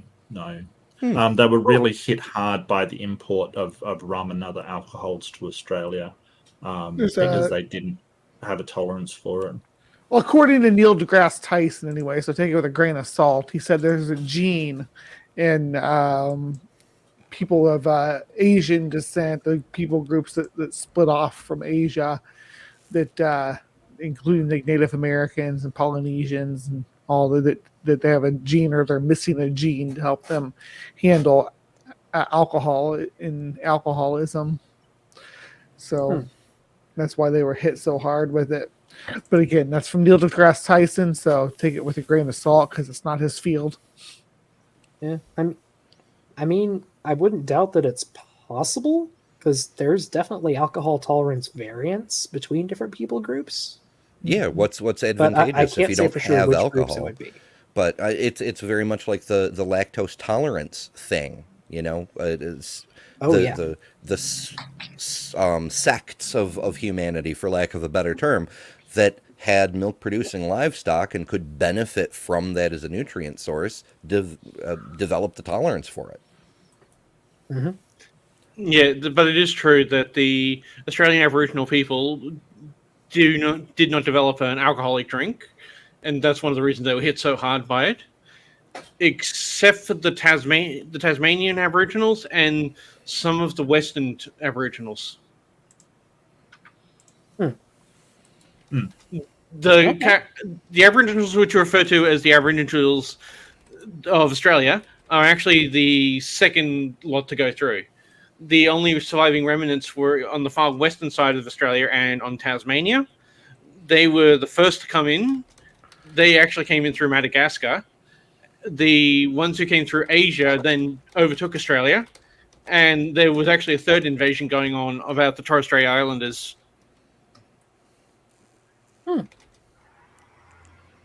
Interesting. And so there's actually 3 individual groups. Unfortunately, one was wiped out by absolute stupidity. Yeah. And also worth saying, it's the Aboriginal cultures that still exist and we can check.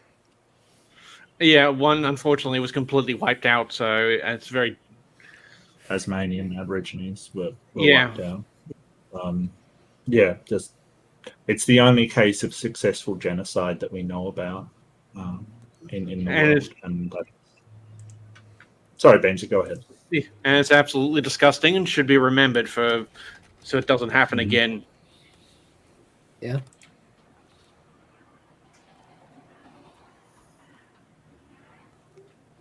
Just be nice to people. Be nice to people. That'd be really nice.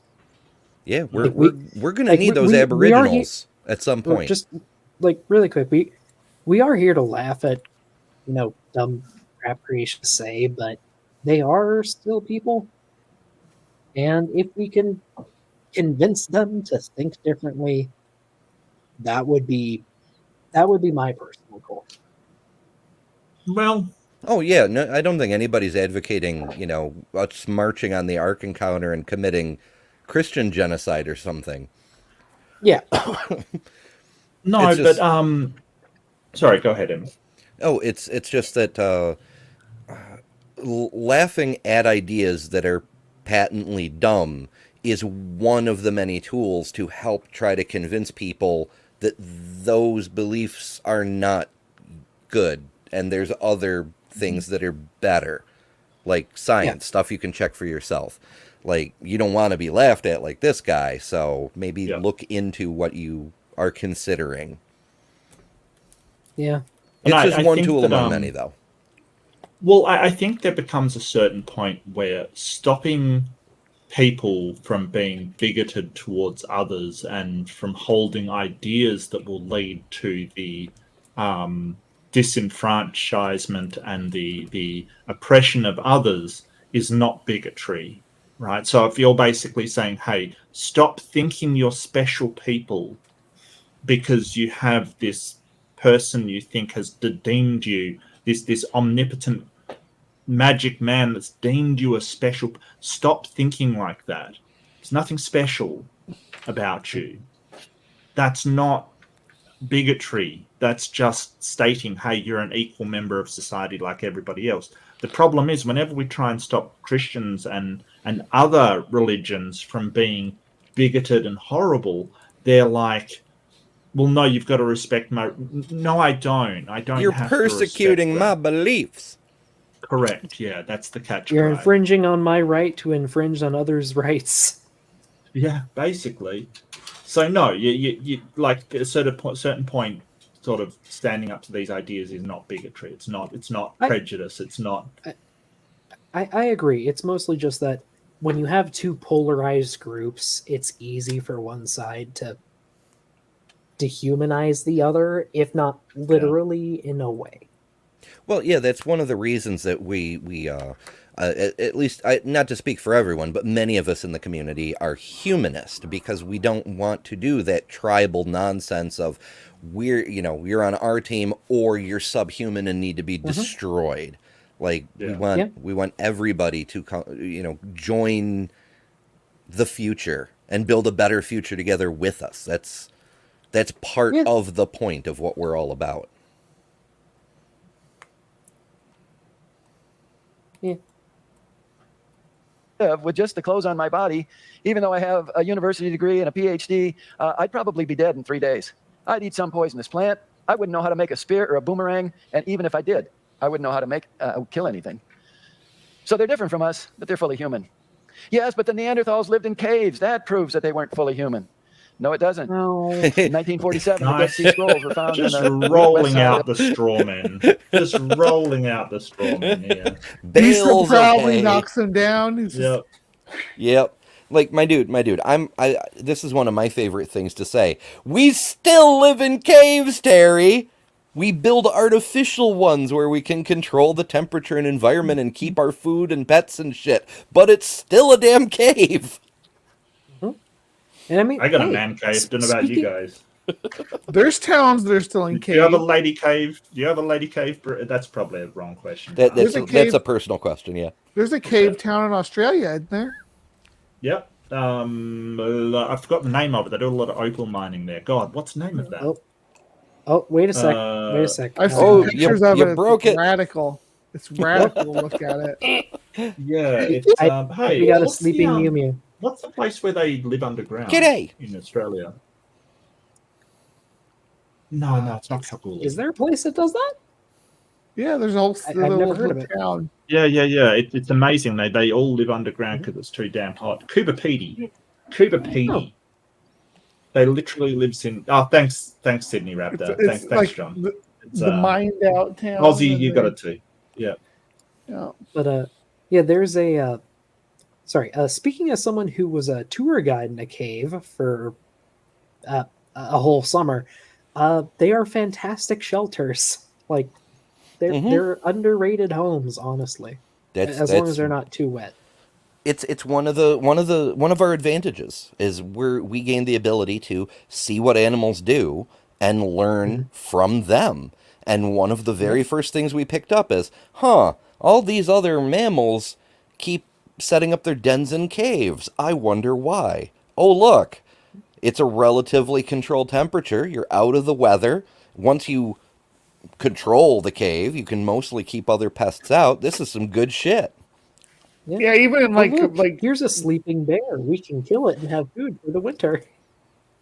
Yeah, even in really, really cold climates, caves, they generally stay, depending on the depth, somewhere you find one. So like once you get down, was like 60 feet down, the temperature is 58 degrees, and it stays there. Well, so it's dependent on the temperature of the surrounding area. It's going to be about the yearly average, though there can be some fluctuation. Yeah. So like I'm in Iowa, the average cave temperature here is about 50 degrees, I think. You have caves in Iowa? Oh yeah, there's tons of limestone here. There's always caves in limestone. Hell yeah. No, but he's distracting us with his nonsense about cave people. He's showing us a clip, a photo of the caves where the Dead Sea Scrolls were found, which is a weird thing for him to bring up because the Dead Sea Scrolls, they show not only the known books of the Bible and show that the versions that we have today are not the same as they've always been, but they also show us other books that were not in the Bible. And Dead Sea Scrolls, famously written by Neanderthals. You know, for sure. Just saying. Well, he's saying human, like Homo sapiens, lived or used caves as well. That's what he's trying to say. Uh-huh. Side of the Dead Sea in Israel. Copies of the Hebrew Old Testament and other ancient Jewish writings put in clay pots by a group of Jews called the Essenes who were living out there just before and after the time of Jesus. And did you know that the Bible speaks of cavemen? There are no ape men in the Bible, but there are cavemen in the Bible. Hebrews 11 mentions men of whom the world was not worthy. They wandered in deserts and mountains, in dens and caves of the earth. And there are a lot of caves in Israel because there's a lot of limestone rock. And Sarah, Jacob, Lazarus. Oh, hey, I just said that. Yeah, you guys are on the same wavelength. Maybe just have a cup of coffee, see where things go. Well, I just realized I was muted. Yeah, but that a grunt of disgust. Lazarus So and Jesus were just buried in a because the cave. Bible just like- mentions people living in caves, they were referring to cave. Like, dude, what?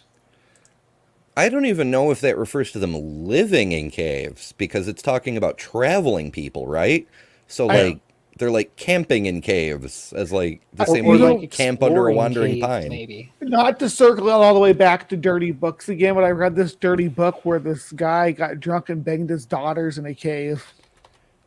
Oh, you mean the Bible? Was that the Yeah. Bible? Yeah. Yeah. Like, I Like can't Neanderthals, can't they're recommend living that one. caves. It's not very well written. how much of it is? And Lot, There's some Elijah, and plot David lived holes. in a cave for a while. Potholes. Well, now, why did they live in a cave? Well, because God told Lot to get out of Sodom, and so he went up into the mountains into a cave. Elijah. Oh, Titan's asking, this is- how did he define human? He didn't.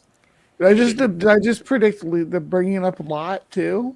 Yeah, No, yeah. I'm on First, the same wavelength. first Doc got the Wow. cave, and now you're on the incest. And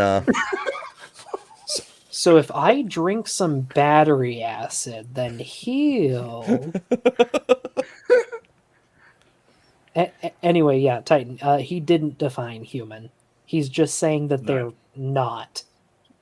Or well, he said Australopithecus wasn't human. I think I he's trying to defined say human. that Neanderthals were just human, but he's not defining humans. So We all agree What- human is genus Homo, right? Yes. arguably, there's a bit of a fuzzy area. yeah, of course it's fuzzy, but it's also worth noting from the other side of the coin, cavemen, whatever the hell you want to call them, Neanderthals, Homo sapien, whatever, there were definitely people. Definitely living in caves and definitely making cave art, and not one of them ever drew a cross or a Jesus fish. That's kind of an important detail, I think. Well, depends. Some of them did make crosses because a cross is just two perpendicular intersecting lines.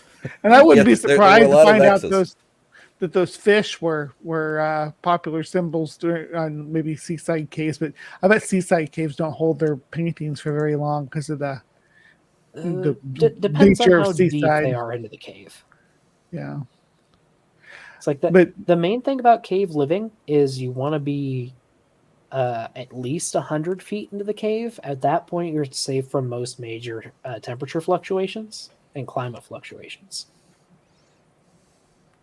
Really? Yeah, it depends on the cave, but the average is usually about 100 feet. Yeah. I used to spelunk when I was a kid. Me and my brother would go out and spelunk, and we would crawl way back up in there. My mom would have killed us if she knew what we were doing. we would take a rope with us. Eventually, we get the routes insanely down. dangerous. Yeah, I was about 9 to I think last time we did it, it was right before we got our licenses. So yeah, there was a series of caves in our little hometown. But Missouri's like Iowa, limestone everywhere, caves. Yep. As far as I can see, there's caves all over.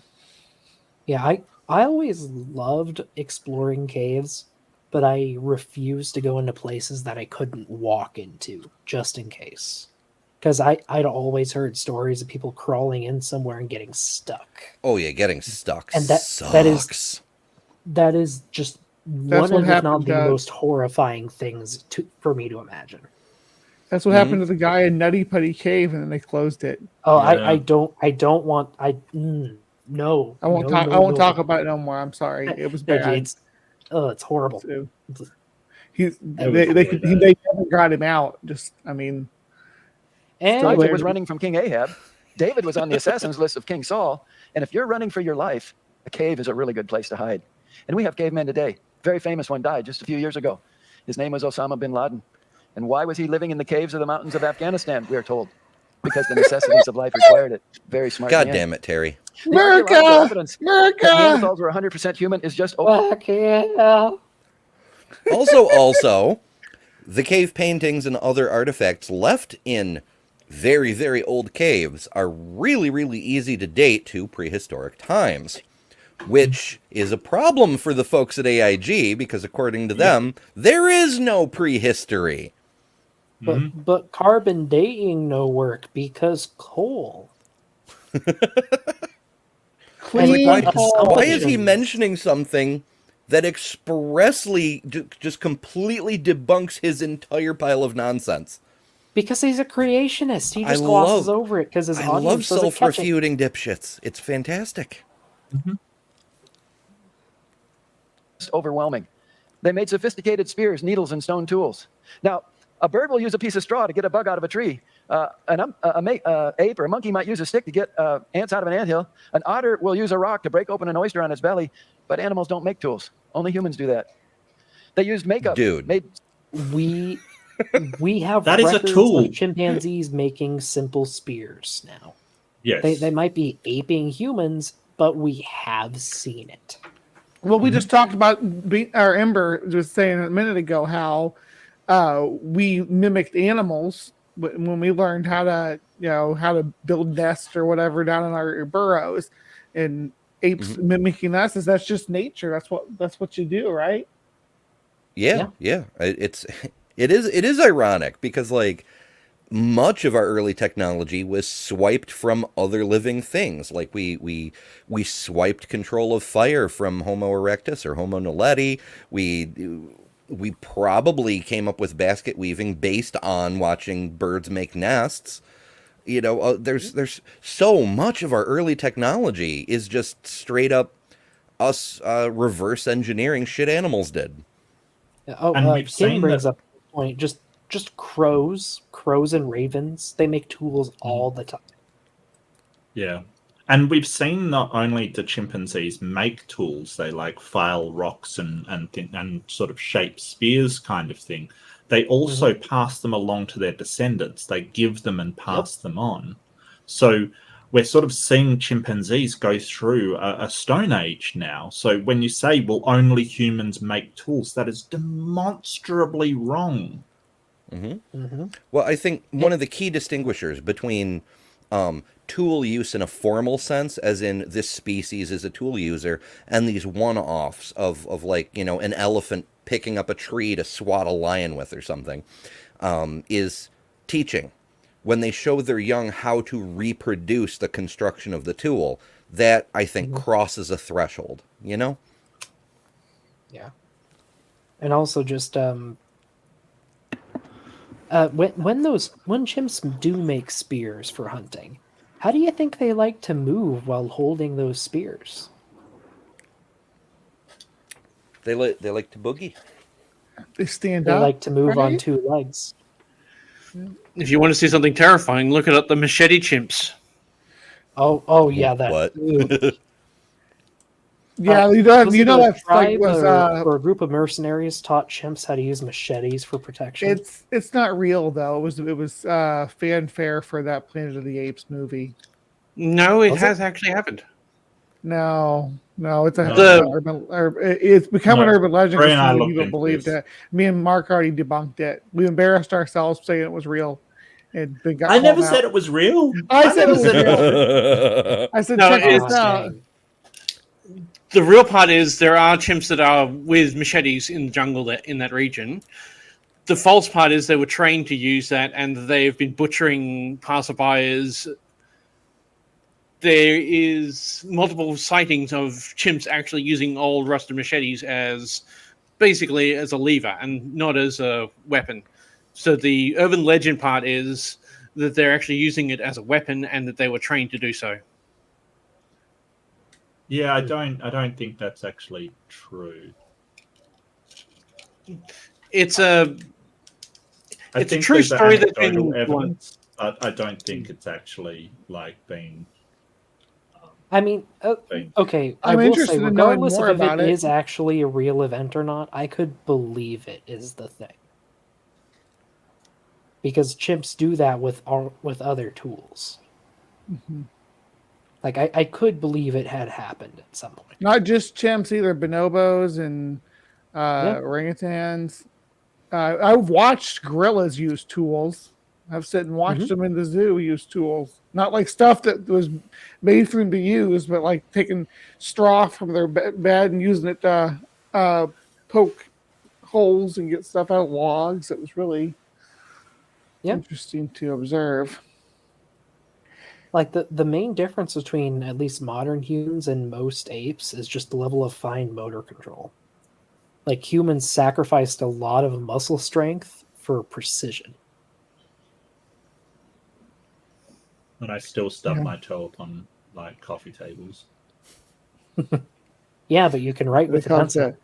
The twitch motor functions. Fast versus slow twitch. Yeah, we lost fast twitch muscle fibers. Really? I think that's the case. I could be wrong, but I do know that human muscles are weaker than most other ape muscles. But is that an on average thing or a diminished capacity thing? Like, if we're on average, I'm pretty sure. Yeah, if we're gathering data off of modern humans, we're pretty lazy. Like, we've developed technology to the point. Athletes as well. Yeah, because that's what I'd want to look at for comparison is people who are actually pushing their physical limits, because most of us don't have to. We, thanks to the gifts of agriculture, we don't have to hunter or gatherer anymore.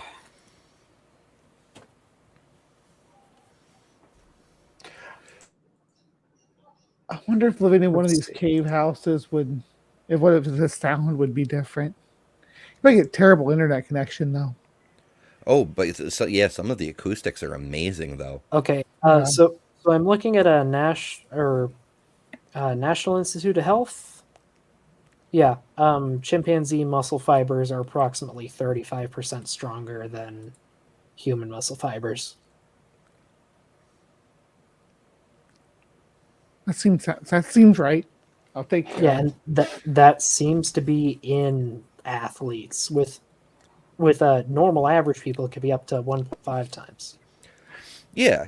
I don't have like a problem with chimpanzees being stronger because things are stronger than us. Elephants are stronger. Tigers are stronger.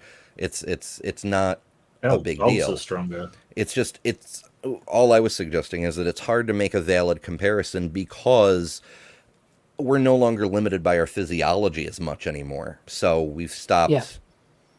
In fact, we probably have regressed a little bit on average. Yeah, like why do I need to hit harder when I can make something that hits harder? Mm-hmm. Yep. While also being able to run down a frickin' horse in a marathon.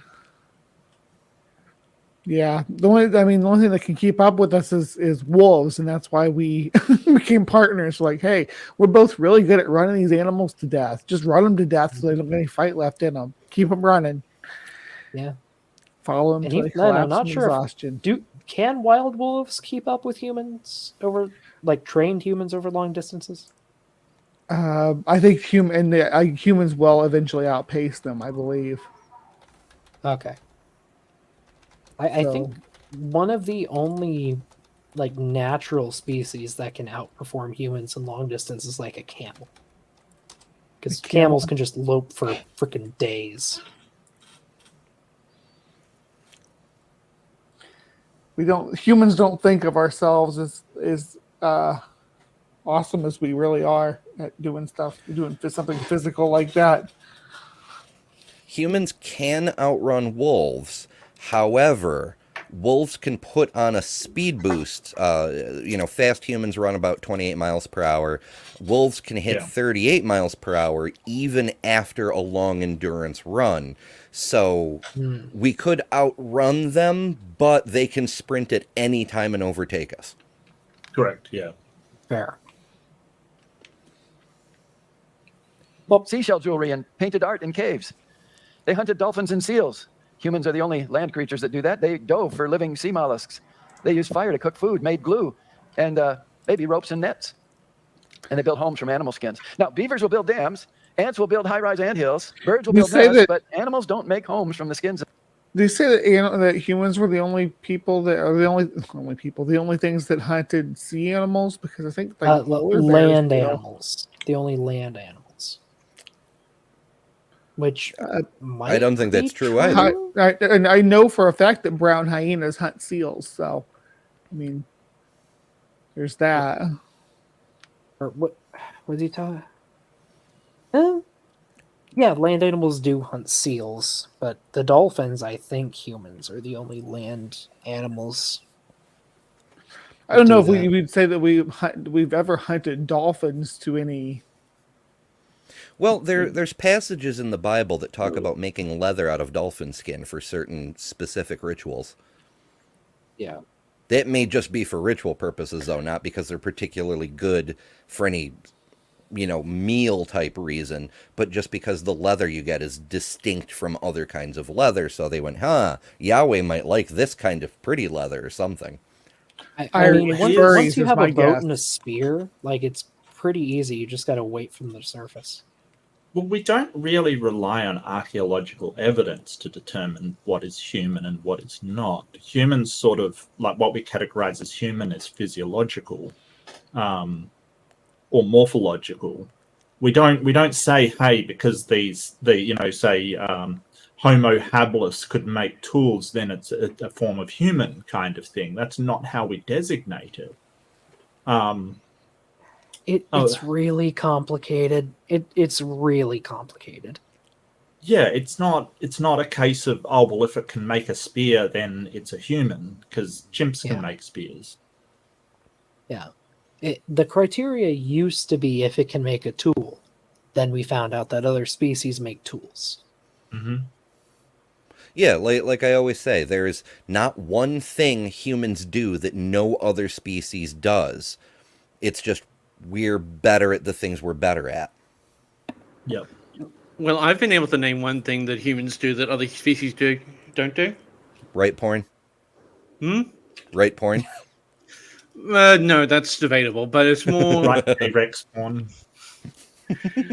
No, judge others on arbitrary aspects of each other. Well, I mean, what do you mean by arbitrary? Animals don't do that. I think your definition of arbitrary is itself arbitrary. Exactly. That's being meta-judgmental. The actual statement is a lot more complex than that, but I didn't want to sidetrack this any further than what we've gone through. Yeah. Let's see if we can get at least halfway through by the end of this stream. Beavers will build dams. Ants will build high-rise anthills. Birds will build nests, but animals don't make homes from the skins of animals. Only humans do that.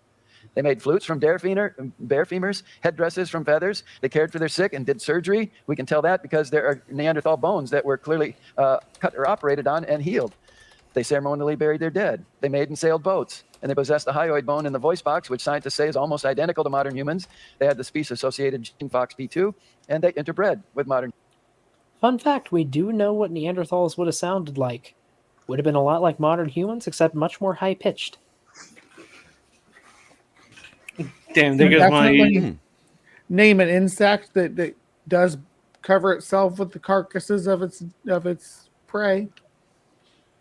Yeah, and just is it a kind of assassin bug? It's a true bug. It's the larva. Let me pull up the name of it. Some assassin bugs are in. Hold on. I have heard. I think it's a baby lacewing, I believe. Okay, and what were you saying, Mark? Well, just because they can interbreed doesn't mean they're the same species. Like we're saying, like if you have some offspring that is infertile, then it's probably you've speciated enough so that interbreeding is difficult, but it can still be possible over different species. So, and here's the thing: this whole problem with differentiating what is human from what is not human is not our problem, right? That the model that we use, it's a gradient going back to apes. So if we say, hey, we don't know whether to categorize this as a human or not a human, that's not a problem for us. because we don't have the orchard model where things are created separately. Exactly. They have the orchard model. So this is basically another straw man. He's arguing something that nobody's fighting him on. Correct. Because what is human and what isn't human is kind of just a category designation that is really fuzzy, and sort of, as we've gone back, it sort of all blends into one thing.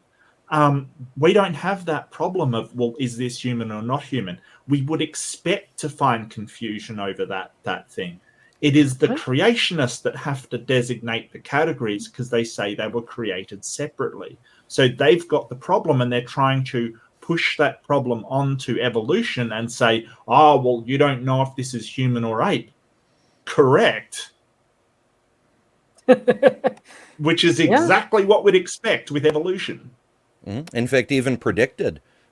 Yes. Several early evolutionary biologists said that, if you take modern day humans or any modern species and you take its ancestor and then line up all the iterations between, there will be no single point that you can go, that right there, from here on up, it's a chicken. From here back, it's a man. It's a little Diogenes joke. Yeah, it's whenever you hear they start arguing if it's one thing or another, that's the best indication of a transitional form. Can somebody share my screen real quick? I just wanted to show the bug I was talking about. Well, Doc would have to share the screen. Yeah, there's that. Someone put that guy in charge. There's the mandibles down here. This is all just stuff dead bugs that stacked on its back. But yeah, they got venom, so they inject the thing with venom, and they drink all the juices out of it, and then they just throw it back up on their back. Looks like an antlion's Okay, I love it because it's similar to an antlion. In addition to being cool, it refutes Terry's claim that humans are the only creatures that turn their victims into clothing. Someone in the hermit crabs. Well, I mean, and some wasps lay eggs in other animals and turn them into an incubator, basically. Yeah, pretty gruesome. Yeah. But yeah, what we were just talking about the fuzzy gradient, I was recommended by someone a debate where Kent Hovind had a debate with a professor of biology, and the professor brought up 4 different creationist books that Hovind was selling on his website. And all of these books compared 2 skulls. Now, one said that both were ape. One said that both were human. One said that the first was human and the second was ape. And the last one said the first was ape and the last was human. So in those 4 books, all of which Kent was selling, they all said, or you got one of each variation of what could possibly be. Yep. Yeah, ask 4 Christians to agree on a definition for God. You're going to get 4 different definitions. Well, they'll try wherever possible not to be pinned down to that kind of thing, because the awkward questions start to come. They'll say, Lucy was just an ape, and the question is, well, where does the bipedality come from? And they won't say that it's a human. So they've got this real problem with not being able to classify. Like we're trying to classify these things. We're trying to say, was this a human? Does it have all the traits necessary to be an ape? Should there be another designation for what's in between? They're basically going, no, don't look at it. Like it's whatever. It doesn't matter. Of course it matters. Yeah. And just the defining line of where species are. Like, it's the biological Loki's wager. Have you guys ever heard of that? No, what's Loki's wager? Is that like the one with Thor where he said he couldn't? Well, it was Loki, the Norse god of chaos and everything, was captured by some enemies. And he said, you can have my head, but you have to cut off my head in a manner that does not harm the neck, in a manner that does not harm either the neck or the head. Like, you can't find the right line where you're like, it's a gradient between it's always a gradient Neck and between head. neck and head. Yeah. Yeah, that was actually a challenge to the dwarves. He tricked them into making I forgot what it was. It was a ring of some sort, and he said he would give them his head if they could do it. They did, and they said, "Okay, that's fine. You can have my head, but you cannot harm my neck." Oh, yeah, that's right. Because the neck was not take part his of the head, but bet. couldn't harm his neck, and they couldn't find any part that would give them the entire head, but not part of the neck. There's also a fallacy named for that. It's what's used to describe a situation where two parties cannot agree on the definition of a term. Debate. Mm-hmm. So, like, Sorry if you're about jumping in debating like that. Kent Hovind and you want to know what the fuck he means by a kind, and he just will not sit on something, Loki's wager is the term for that. Yeah, and first, Beamsy, yeah, you're fine jumping in like that. Feel free. It's okay. Second, that's why in the third slide of my debate, I have defined kind for the debate. Like, Yeah, and here's a proposition for the definition. Either stick with it or give me a better one. yeah, and I just know a lot more about the mythologies because I've done a hell of a lot of research into it. So, unfortunately, Hey, totally too much fine. information. I am happy to learn. I'm happy to be proven wrong as long as it's replaced with the truth. You weren't wrong. You just were misrepresenting it in confused. I did not intend to. I heard of it once on a podcast like 3 years ago. Yeah. Anyway. Modern humans. They had children with modern humans. A few years ago, I was speaking in California, and this man came up to me after I gave this lecture, something similar to it, and he said, "You've got to use me in your lecture in the future." I said, "Why is that?" He said, "Because I've had my DNA mapped, and I am 3% Neanderthal." I said, "Really?" He said, "Yeah, I'm from Lithuania." I've since learned that, except for black Africans, all human beings have 1 to 3% Neanderthal DNA. So you're part Neanderthal, most of you. So am I. And Dave was not primitive. He worked for Google in technical support, so I'm sure he's a lot smarter than me.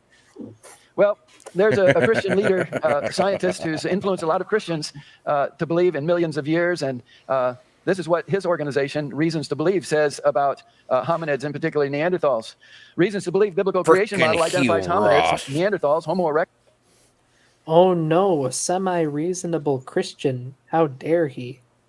Actually, it's weird that he's quoting Hugh Ross, because Hugh Ross is an old Earth creationist. He thinks these AiG guys are absolute imbeciles, and he goes on and on at great length about it. Yeah. Actually, we have a couple questions. Has Ham or Hovind ever offered a definition for kind? Hovind has offered several. He never sticks with one. Yeah. Yeah, so Hovind generally goes with sort of things that can breed among themselves, but whenever you bring up things that, like the squirrel problem, like you have many varieties of squirrel and not all of them can interbreed, so a squirrel's the same kind, he backs off of it and he'll sort of say, well, the animals know which is their kind, which is the dumbest. If the animals can't relay that to us, then it's useless for humans, which they can't. So yeah, he tried that with the dinosaur bird question. The birds don't care what we call them.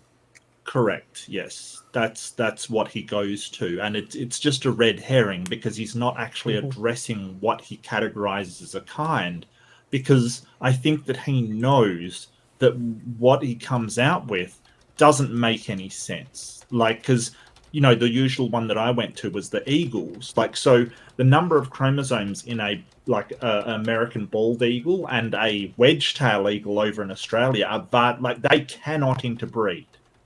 But he considers them the eagle kind until you press him on that, and he said maybe they're different kinds. Maybe that we don't know. And the whole point is, well, you're talking about this like an expert, and you've got this sort of this categorization. Mark, I'm not asking to get that taught into the public schools. That's Right. At, So all of public all of this taxpayer is expense. all of this is just deflection. Like all of it's just deflection from the fact that he has a categorization system that doesn't work, can't be applied, and whenever you get into the specifics of it, he basically waves it away like it doesn't matter, which is terrible categorization system. Yeah, like here's how I defined kind. I basically went with the biological species concept. A population of organisms that can interbreed to produce viable, fertile offspring. Well, he'll bring up that we've got problems with better definition. Well, he'll bring up that we have problems with species as well, and that's the whole point that I was making earlier. Yes, there is grey area between species, and we're not sure of where one species ends and one begins. That's not a problem for evolution. It's a problem for creationism. Because we're saying everything's related, so you would expect there to be grey areas and a sort of difficulty categorizing them. He's not. He said they have definitive categories that were created separately, so his model should work better than ours, but it doesn't. Yeah, and like I said, it was the definition I was offering for the purposes of the debate. Not the end. Yours sounds more like species than kind. I think kind. Yeah, it was the biological species concept. And don't forget that when he inevitably brings out, well, the Bible says those that bring forth after their kind. Do remind him that Leviticus makes it very clear that bats are part of bird kind. So, they're also part of locusts. I would love to see him produce a half bat, half bird to prove that they can bring forth after their kind, as the Bible says. Yeah, whales are fish. I'm actually going to note that down. That's a good idea. But there are two kinds of birds mentioned by name in the Bible. So there's kinds of birds. Then what is bird if bird isn't a kind? Because is bird a kind, or are there kinds of birds? If there's not kinds of birds, then what do you call the grouping that's birds? What is that? It's not a kind. The birds know what's part of their kind. Yes, the birds have better definitions than we do. Yeah, exactly. I'm just saying that you think your grandmother was a strawberry. And that's the other thing I was telling Doc about. Like, whenever you pin him on something, he'll make a sweeping, hostile statement that sort of tries to get you to follow down that. Well, you don't know the science. It's the stupidest thing you've ever come up with. It's just and I'm just going to do what I did in our discussion. I'm just going to call him out on it and tell him to get back on topic. Yep, that's the best way to do it. I don't care about your debate or about your bait. I don't care about your kindergarten insults. Talk to me like an actual person. Or a dinosaur in this case. Kent Hovind talk to you like an actual person instead of, a sinner and disbeliever and a heretic. I don't know. I kind of want to try something that Peter put forward, and it's so tempting. I want to try it, but at the same time, I also don't want to talk to Kent. But if I ever did, I might be willing to give it a go. Is it his conceding idea? Yeah, basically, approach him in a Socratic way. Like, you start off by conceding every single point he wants. Give him all of it. And then ask him how the fuck shit works. Yeah. I like the idea, because he and I actually talked. He gave me a lot of good advice. I like the idea, and I would love to try it out, but not for my first debate. The tactic called the enough rope method. You give them more than enough rope to hang themselves, and then let it go. I think Jay Bundy kind of tried that, to be honest with you. I think he more or less did that in his debate. I hadn't seen that one, but it seems fun to be guy, like, of course you're so wise, you're so correct, Dr. Hovind, but please explain to me with my tiny little, evolutionist brain, how exactly do bats and birds reproduce? Because they're the same kind. They bring forth after their kind. So where are the half bat, half birds? I don't understand. Ben Wagner also did something like that. He was the guy who brought up the 4 books with contradictory skulls in a debate. Nice. I think Bree I'm can sorry, actually. Dr. Hovind, I don't want to deceive my students. Can you please set me right? And Kent absolutely freaking refused. Yeah, I think Bree can support this. If you get all the skeletons of all the colubrids out there, one of the different types of snakes, just the skeletons, it would be nigh impossible to be able to tell which one is which species. Yeah, from the skeletons. Yeah, I can believe colubrid skeletons are so close together, you could not tell the species. If they're Because they all live about this, if they're all about the same size, you could not tell which one is which. I can definitely believe that. Whereas if you do it to the domestic dog, you could look at the skeleton of a domestic dog and just go, "Oh, that is that. That is that." Mm-hmm. Why is there so much Yeah. difference between one of his kinds to another of his kinds? I love that I was able to look at a dog skull that was in the anatomy lab collection when I TA'd in it, and I was immediately able to tell, oh, hey, that's a boxer. Yeah. Well, that shows the difference between letting nature sculpt an organism and artificially picking what you want instead. Yeah. Which is Anyway, smushed face, big eyes, floppy ears. Mm-hmm. Yeah. Oh, you mean the same route the foxes are going down? Yeah, with the silver foxes, yep. In Russia. Yep. Erectus and others as animals created by God. These extraordinary creatures walked erect and possessed enough intelligence to assemble crude tools and even adopt some level of culture. The Reasons to Believe model maintains that hominids are not spiritual beings made in the image of God. RTB's model reserves this status exclusively for Adam and Eve and their descendants, modern humans. But that's not what science says. Science says the Neanderthals were human. And look at this reconstruction of a Neanderthal at the University of Zurich. Does she look subhuman to you? Okay, first, Neanderthal child. Like, humans have this interesting thing where they retain a lot of neonatal features. They retain baby features more so than most apes do.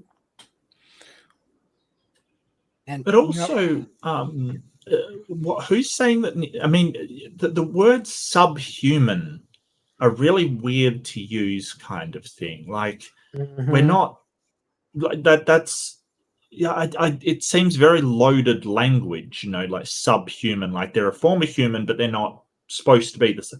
Like, if Neanderthals are similar enough to interbreed with humans, then they're gonna be similar in a lot of different senses. Like, I really have issues. Like, it's like saying, well, you know, wolves are sub dogs. Yeah. What sense does that make? Yeah, but like my main point was, like, the kids are going to look similar. A child Neanderthal is going to look like a child Homo sapien, more so than the adults will, because they're not going to have the big brow ridges. The face isn't going to be as prognathic out. Like, it's no shit. If you know anything about biology, this is really simple. Does she look like an animal to you? Right? Sorry, we were just talking about dogs. A lot of dog puppies look the freaking same when they're puppies, but the adults look completely different. I tell you right now, though, if you try to go down the route of talking about neoteny, he's going to accuse you of talking about recapitulation or whatever, however you say it, the old Victorian theory where the Haeckel drawings and all that good stuff. Well, he can try, and then I'll point out he doesn't know what the hell he's talking about, because that's not what I'm talking about.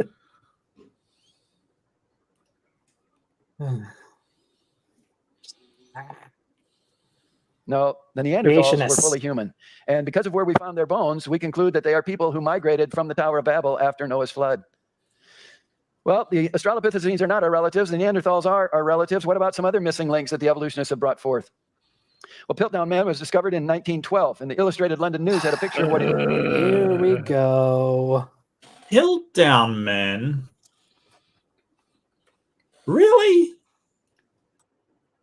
Well, you gotta go with the frauds, and I gotta say everything else is a fraud, even though figuring out these were frauds made us look at everything else with way more scrutiny. Like they improved the scientific process. You guys act like this wasn't preordained, though. You guys act like this wasn't expected. Nebraska man's going to be next.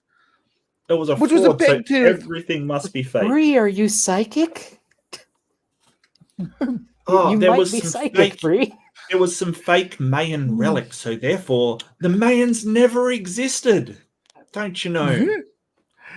Yeah, I've been in this game a long time. If I predicted Nebraska man next and it's right, then yeah. I probably need to touch grass more. Or you also, just drop the Ember says all these mammals look the same to me. Correct. What he looked like based on the evidence. It was a piece of jaw, 2 molar teeth, a canine tooth, and a piece of skull. And the confident interpretation by the Geological Society of London was he's 500,000 to 1 million years old, and the bones leave no possible doubt but that they represent a man who must be regarded as affording us a link with our remote ancestors, the apes. No, hold on. Well, He's not. Hang on. He's not quoting the London Geological Society. He's quoting a newspaper, right? Illustrated London News. Ooh. That's not what they said.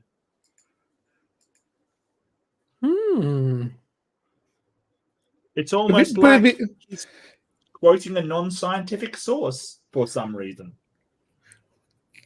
Look how similar those two look. Aww. Let me put you up on this screensy beamsy. Screensy beam. Yeah. I'm gonna guess gorilla and chimp. Yeah, good guess. You look at enough primates, you start to see some similarities. And yeah, but you put see, a they've baby got the same in there and a baby orangutan. Like, the orangutan's a dead giveaway though with the orange hair, but those were the two close together, and that's what I mean. That the only real difference, if you actually lighten one or darken the other, you probably could not tell the difference. You can tell with the ears and the head shape, but there is a lot of unless you know what to look for, you will not know. On a passing glance, they look very, very close. Yeah. Like, you would have to be very familiar with primate anatomy to be able to tell. If you colored them the same. So just for the record, almost from the outset, Woodward, who reconstructed the Piltdown man, reconstruction of the Piltdown fragments was strongly challenged by some researchers at the Royal College, and surgeons copied of the same fragments used by the British Museum in their reconstruction were used to produce an entirely different model, one with a brain size and other features resembled a modern human. So there was a lot of pushback against this, even from the very start. As early as 1913, David Watterson of King's College London produced his conclusion that the sample consisted of an ape mandible and a human skull. Mm-hmm. And it was found in 1912. So less than a year later, they're basically saying no. But even from when it was first put together in 1912, people in the Royal College of Surgeons were saying no, it's not a specimen we should take seriously. So he's basically Piltdown Man was a great learning tool for just our our hubris. Like, take everything with a grain of salt and actually analyze it. Don't just accept it immediately because it confirms your inner biases. But like, it had all of science fooled is as a lie. It didn't. Mm-hmm. Most of science is basically, it doesn't quite look right. We're not sure. We'll put it back there until we get better information. And when we get better information, it just went, no, it's definitely not right. And it just worked out the way it should have. I don't know how they said it fooled anyone other than the tabloids. Which, of course, they got fooled. They're fooled today. The person that found it was an amateur archaeologist. He was responsible for the fraudulent evidence. Oh, with Piltdown Mound, there's no direct finger pointing of who actually is responsible for the fraud. Guys, I'm getting tired up here. I'm going to go ahead and turn in for the night. Thanks for hanging out. Sure. Yeah, thanks for joining us. Thanks, Bree. Take care. And Beamsy is now in charge. Oh no, we're all doomed because I don't even know how to do anything. No, no. I mean, that's a bad sign. You have the. It's not a captain hat, lieutenant. Yeah, there's no fronds on it. So the confident interpretation, that wasn't the confident interpretation. That was one dude in the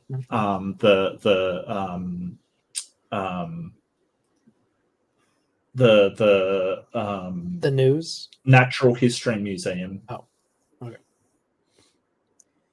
And basically it says Smith would reconstruct the skull fragments and hypothesize that they belong to a human ancestor 500,000 years ago. Yeah. Also, Beamsy, I could be wrong, but this was before we had radiometric dating, right? Or at most in its very infancy. It was very much absolutely. in infancy. Yeah. So well, when did the Currys do their work? Was it the 20s? I feel like it was the 20s. Yeah, 23. I think if it was correct, if Curie was correct.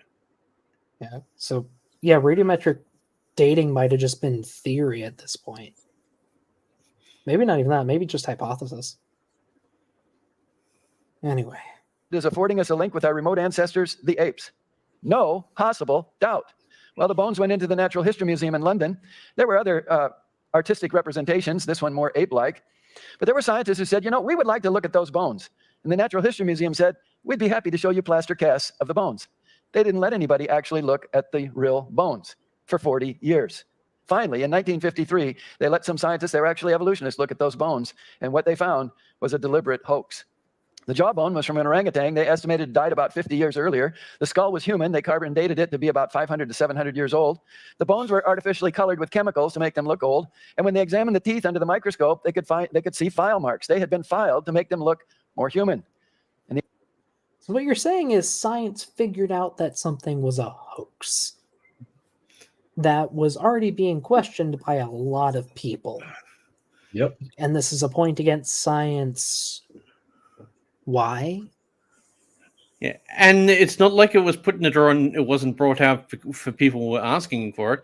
No one was asking about it because it was aware of a lot of people, and they just went, it doesn't quite fit, but so we won't look at that yet. We've got all this much more interesting work that's coming out of Africa.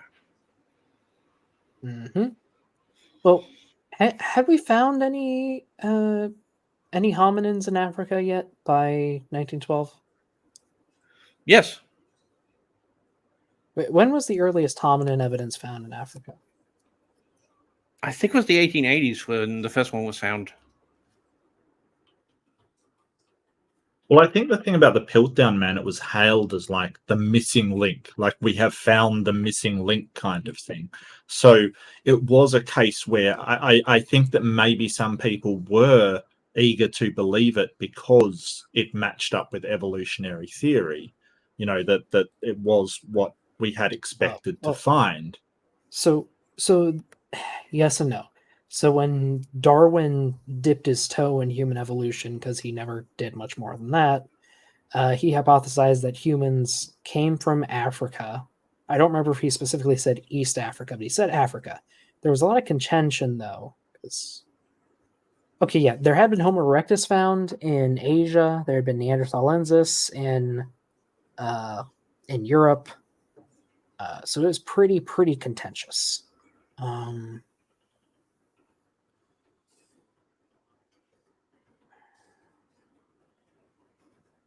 It's a bunch of yes and no. But then we actually found the oldest ones in Africa.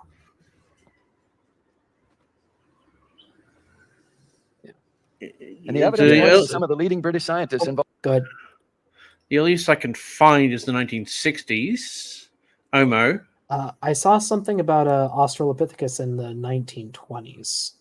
Yeah, I haven't gone through all the results I found because going for early hominid remains, you get two different types of results you got to go through.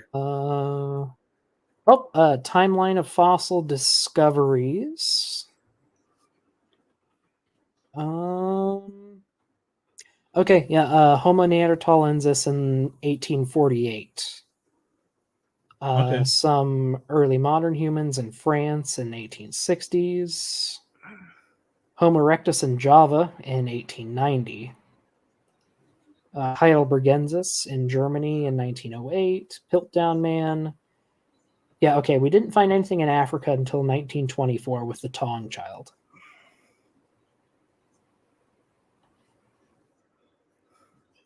And then from there, it just snowballed in Africa.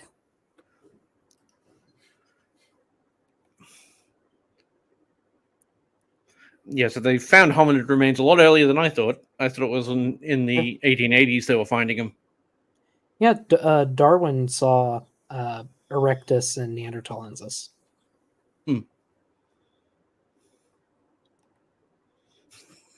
But he still based his idea of human origins in Africa. And right, he did it because of chimps. He did it because of chimps and gorillas.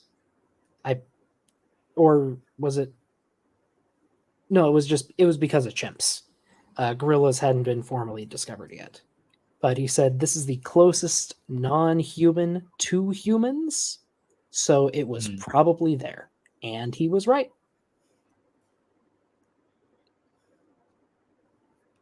Involved in this hoax, but they were already dead.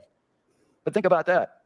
How many people who read the article in 1912 lived to 1953 to find out it was a hoax?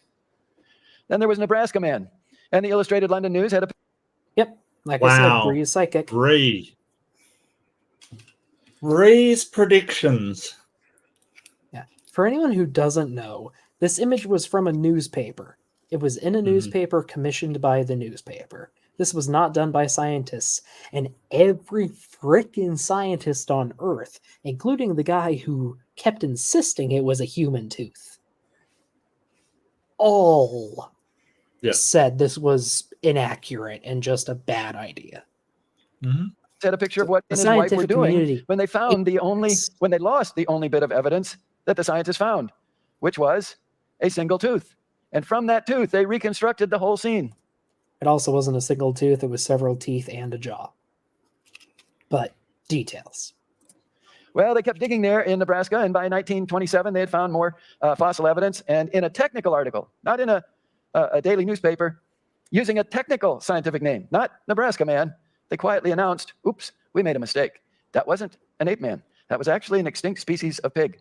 So that's the real Nebraska man. Mistake. They didn't make a mistake. Well, the peccary isn't extinct. Peccary is still and it wasn't a pig. Of peccary. Yeah. But yeah, still, just. But they basically said this is a fraud. They're not saying, "Hey, we made a mistake." Like this is just a straw man of what actually happened. They didn't get fooled and went, "Oh, we made a mistake." They basically said, "Hey, this is a fraud that we knew was a fraud from the outset. This is ridiculous."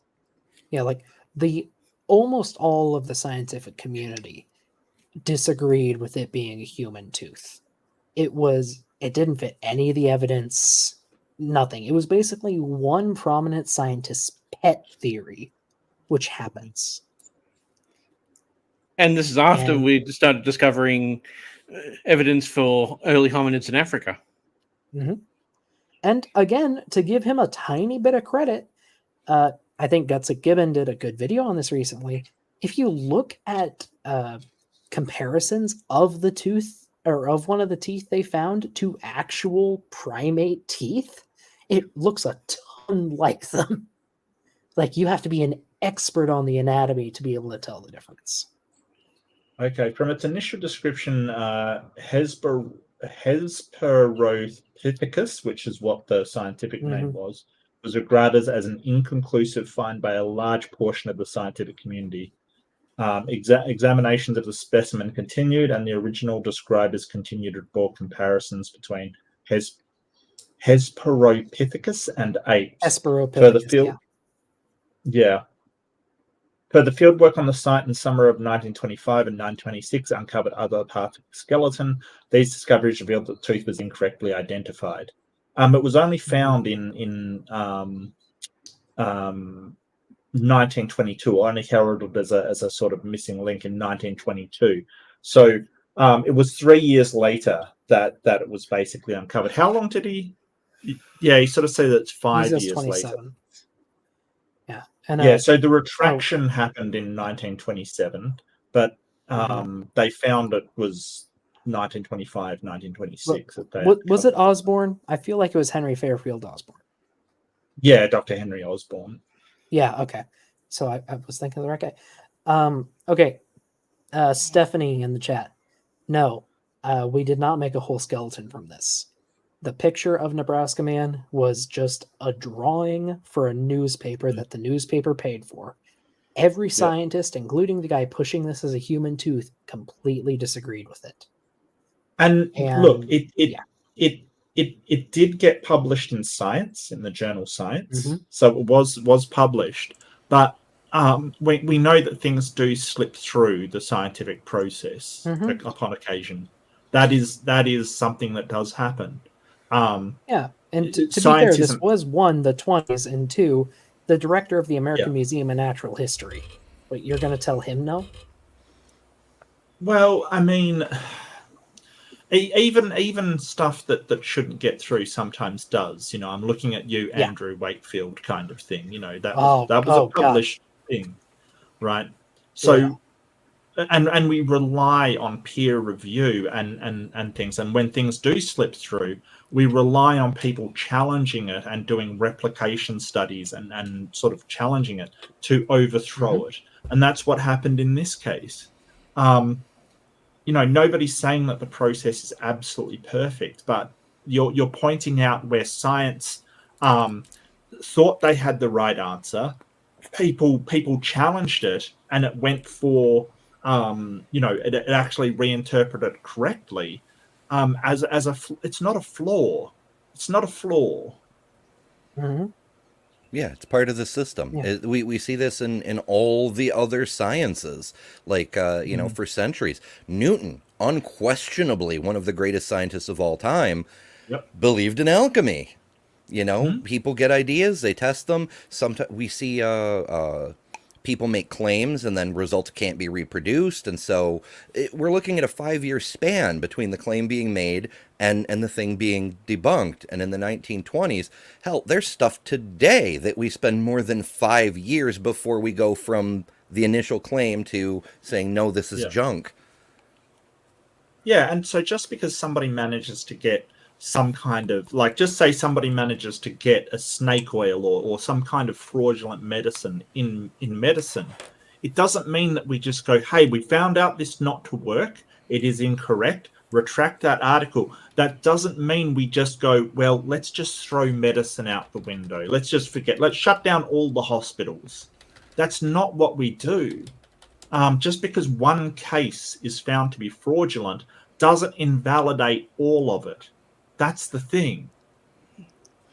Hey, the paper I did for my PhD, the dating of Lahara landslides through radiometric dating, and the message you can actually get a bracket date for them.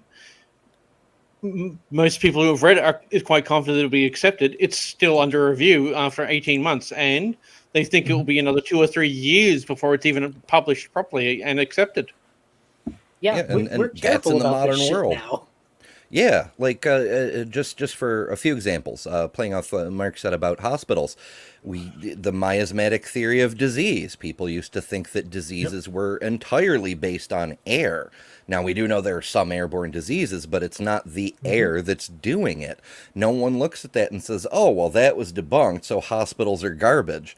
In physics, the luminiferous aether, right? Like, everybody thought... And this wasn't even like an isolated case. It was generally held that light went through some type of medium that we had no way of perceiving until finally Michelson-Morley came up with a way to test it and found, nope, not there. You know, there's all kinds of things. The stress theory of ulcers, that continents are immutable, the phlogiston, the four humors, the static universe, the young Earth, the flat Earth. Like, the list is almost endless. Yeah, just in summary, point being, science got things wrong, but we know that, and we're much more careful now. So bringing up these hoaxes doesn't have any bearing on modern science. How do we fix it? More science. Mm-hmm. Yeah. Or as Matt Damon might put it in one of Andy Weir's best stories ever, we need to science the shit out of this. Yeah, that was an amazing film. I haven't read the book, but that film was just The book incredible. is better. Of course the book is better, but I mean the book is better. Yeah. No, I have to read it. I have to read it. And, you know, I'll read it just after I finish Taken by the T-Rex, okay? Just as soon as I finish that book, I will be right on Martian. And it's not Mark, a matter you can of... Go ahead and start reading that. I'll put you on mute. Yeah, and I haven't even been published yet. I've just put forth a publication. It hasn't even been accepted to publish yet. And it's been out for 18 months now. And it won't be there for another 2 or 3 years because it's still going through the tests that I did to actually prove it or disprove it. Yeah, because, you know, being able to replicate the experiments is a key part of the verification process. Mm-hmm. I wish I could do the experiments again. It's playing with flume chambers. I love playing with those things. And I'd like to say this is a case where a pig made a monkey out of a man. Chris Stringer is a leading evolutionist expert on supposed human evolution. He's at the Natural History Museum in London. In a book review. Yep. There's one for the Hovind debate. Oh, dear. 1993, about a book about human evolution. He said this: the study of human origin seems to be a field in which each discovery raises... Yeah, it's only 30 years old instead of 40. The debate to a more sophisticated level of uncertainty. True to the traditions of the field, the arguments swirl around the questions of the correct classification of the fossils and of the presumed relationships between the species of humans. Hey, wait, just a sec. When it comes to everything within paleontology, every single individual, there is always going to be uncertainty about it. All the Archaeopteryx we found is not necessarily part of the ancestries to the avian kind, but they have the correct anatomical features that we do expect of that ancestor. Mm-hmm. And I mean, like, what he's talking about here, like, I'm pretty sure what he's just talking about is like, okay, is this genus split into species A or species B? Oh, it's split, or it's only species A. Okay, but is it subspecies A or subspecies B? Like, it's not that we don't have no idea. Scientists are just pedantic fucking nerds, okay? Yep.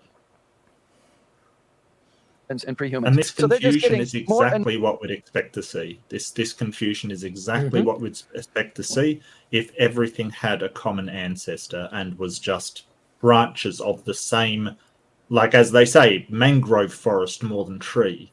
It's confusing and uncertain and nebulous at times, whereas yours, it shouldn't be. It should be perfectly clear what is what, and it's not. Yeah, special creation means that everything should be exactly what it is, and there's no fuzziness. I am very, very much tempted in my presentation for Hovind. Just have like 3 or 4 skulls on screen and say, well, which of these is human, which of these is ape? They knew which ones were human and which ones were ape. The Reconstruction Littlefoot would be great for that. Yeah. Relationships between the species of humans and pre-humans. So they're just getting more and more sophisticated in their uncertainty. Well, that was 1993. In 2000, an article appeared in National Geographic. I couldn't believe it was in the magazine. I'm going to show you the whole I love article. that he It was one says page. that we're getting more and more sophisticated in our uncertainty, because it reminds me of what Plato's writing of what Socrates said, that saying you don't know is the beginning of wisdom. It's the people who confidently declare shit that's wrong that have like a negative wisdom score, to paraphrase. Yeah. Also, just looking at this, if this is all the bones we have of a specimen, we can already tell quite a bit from it. Like, looks like we got an upper jaw here, complete with some teeth, or at least teeth fragments, and a few long bones. That's more than enough to identify it as a primate, let alone an ape or whatever. And Yes, everything on that Sydney, page. Project Hail Mary is one of it's even better than The Martian. It's one of my all-time favorite books ever. Top 5 for sure. What is it? They had a picture of those. Project Hail Mary. Okay. Oh. 6 bones and a piece of jaw, and they said it's hard to find someone who can draw a realistic-looking early hominid. That's why the Geographics Art Department conducted a search for new talent. 4 artists were picked to receive casts of 2-million-year-old female Homo habilis fossils. From these bits of evidence, now that's accurate, isn't it? Bits of evidence. They were to sketch in skeletal and fleshed-out form the hominid to whom the bones belong. So here's the assignment. We want you to take a look at those bones, and we want you to draw a complete skeleton, and then we want you to draw a picture of what that creature looked like when it had muscles and skin and hair. Yeah, believe it or not, that's actually a pretty fair test. Like, seeing what they can infer from bits of bone, that's a fair test for students of what biological illustration. I know it's called something different than that, but yeah, drawing. But the thing is, they didn't even do it with the bits they're showing. They actually do it with skulls. Oh, so even worse for what he's trying to paint. Yes. If you look into it, this is the 2000 one. They gave out multiple different skulls to get a better idea of what people's interpretations were like. And so they came back a little bit different. Yeah. But it was a good investigative research for those students. Yeah. And I mean, and they were students. Yeah. Yeah, and I think bioillustration is a good enough word. Not just in bioillustration. In my geology field camp, like, we had to use what we'd learned to try and reconstruct an interpretation of an environment. And you were basically scored according to how you made your inferences. And I mean, interestingly enough, all of my diagrams were basically point-for-point copies of my professor's interpretation, except for this one little section on the very last diorama. Yeah, we were given sedimentary rocks and told, okay, draw what this sort of area would look like. Yeah. Oh, hey, ocean, beach, sabka, beach, desert, blah, blah, blah, swamp. Tasty fish. Yeah, I basically interpreted a dead lagoon as an ocean trench. But, it's fun stuff to do. This is very, very common in the sciences. Go on. You're testing your interpretation. Each artist had 2 weeks with the bones before they were sent on to the next persons. Research was completely up to the individual. That's why their work looks so different. There's no one way to draw her. Now that's significant. They conclude, paleoanthropologists reviewed the results. Intrigued with all 4 entries, the art department has invited the artists to paint finished versions based on input from the consultants. Now, I just have a question. How will that help? Because the paleontologists don't have any more fossil evidence than the artists, and they're not as good at art. So how will that help? Would you be interested to see what they drew? Well, even if you're not, I'm going to show you, because this is very educational. Let's start with the head. All they have from the head is a piece of jaw. And remember, there's no one way to draw her. So let's see what they drew. Ape-like head, more human-like. Ape-like head, ape-like head. Okay, sorry. I got to get a good look here. I mean, like, they're mostly just different based on the hairstyles, honestly. Yeah. And a little bit of fleshiness. Like, the one on the left is more bare bones, whereas the one on the right is more fleshy. Well, other than that, these are completely reasonable interpretations. Yeah, absolutely. Because, we've got the same jaw for all of them. And there's going to be some artistic license with the parts you don't have. It looks to me like the main differences that he's describing, ape-like or human-like, have to do with the brow ridge and the nose. Also, sorry, Beams, you said they actually had a full skull to work with? No, they had sections of skull to work with. Sections of skull, okay. Yeah, what he was showing was, I think it was 2 ribs and part of a clavic, but they had a lot more to work with than just that. Okay. And also just I guess a second from the left. Her face seems to be less prognaathic, though that could just be the angle. And again, if you only have parts of the skull to work with, that can be more interpretation. But they're all different. Now we'll look at the body. But before I show you the body, I want to remind you of 2 facts. The first fact is they only had 6 bones, but they're 207. That's not 6. That's 1 sample. Sorry, but also, that's not 6. I see 7, and that's if you don't want to be pedantic and count the at least 2. Well, depends on if you count teeth as bones. Yeah. It's more than 6. Point being, like, it's your own presentation. Learn to count. 7 bones in the human body, so that's not much to work with. But notice those bones. They're bone fragments. They're not complete bones. So the artist will have to guess, well, how long was that bone when it was a complete bone? The second fact you need to remember is that humans have an arm-to-leg ratio of 3/4 to 1. So our hands come to the middle of our thighs when we stand up. But apes have much longer arms compared to their legs. If they could stand up straight, their hands would come to their knees or even farther. They all had the same bones, incomplete bones. There's no one way to draw her, so let's see what they drew. Human-length arms, getting down to ape-length arms. Human-length arms with curved hands to give it that tree-dwelling look. And this one's in a tree. Those arms are looking awfully long. Folks. Okay.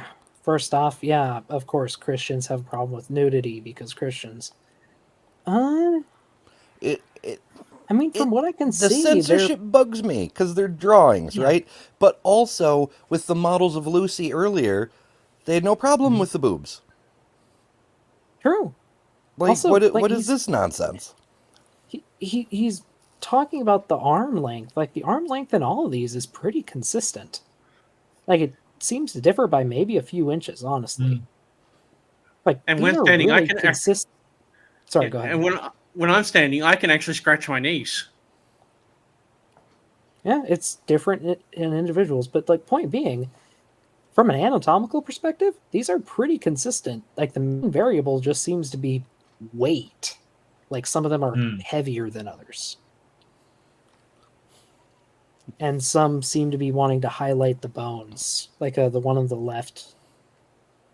And so the one with long arms seems to have straight down arms, but the other 2 have their arms bent, so it's sort of hard to tell where they'd come down to. So I'm not entirely sure that they are that different. I mean, sure, there's absolutely differences, sure, because they're an artist's interpretation, but no one's sort of claiming that these are exactly how they looked. There's a reason why these are artist renditions.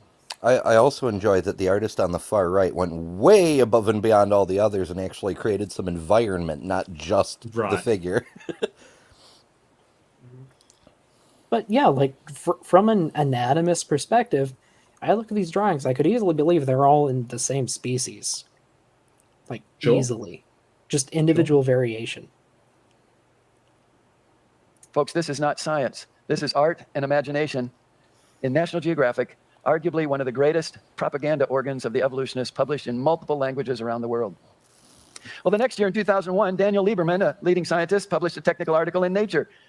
And he said this: until a few years ago, the evolutionary history of our species was thought to be reasonably straightforward. Well, I would dispute that statement just on the basis of what I've already shown you. But he goes on, lately confusion has been sown in the human evolutionary tree. The confusion now looks set to increase still further. Okay, another face in our family tree. I'm going to guess we discovered a new species. 2001. Oh, what did we find in 2001?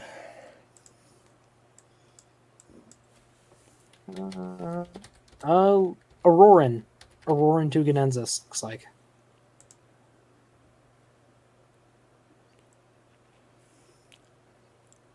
Or are they talking about Sahelanthropus? Oh, hey, actually, yeah, that year, 2 new species. Aurora Duganensis and Ardipithecus cadava. So, yeah, we found new species. Now we have to figure out where they line up. Right. And that's all good shit. It's a weird quote. Like, he seems to be implying that this scientific researcher guy is questioning the validity of evolution, at least in terms of how it applies to humans. But the guy in question, Daniel Lieberman, is the chair of the Department of Human Evolutionary Biology at Harvard. He's not going to make a statement that's like, oh, my whole field is garbage, you know? Yeah. Yeah. No, I was about to say that, yeah. Like, but this is the thing about cherry picking, right? You don't take the whole thing and come and include the conclusions of the person. You just find where they've said, hey, we have a lack of knowledge about this, or there is a problem, determining this. And then you take that as the entire field is crap, even though that person will have... Even I've seen papers where people have proposed solutions to the problems that come up. They said, hey, more investigation is required. It could be this, it could be this, it could be this. But, they will take it as that hasn't been solved. There's no way to address it. And so, therefore, it's all just complete crap. It is the most dishonest interpretation of a scientific paper I have seen. So, Beamsy, I'm going to guess you're looking up this article.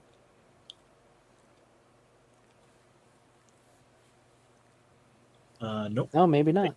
Scratching his knees. Knowing Beamsy, I guessed he would probably be looking this up. So he usually chimes in about now saying, well, actually, it was this. Well, it's okay. Maybe he's had enough. Well, it has sort of been halfway. I don't know when you do want to call this thing.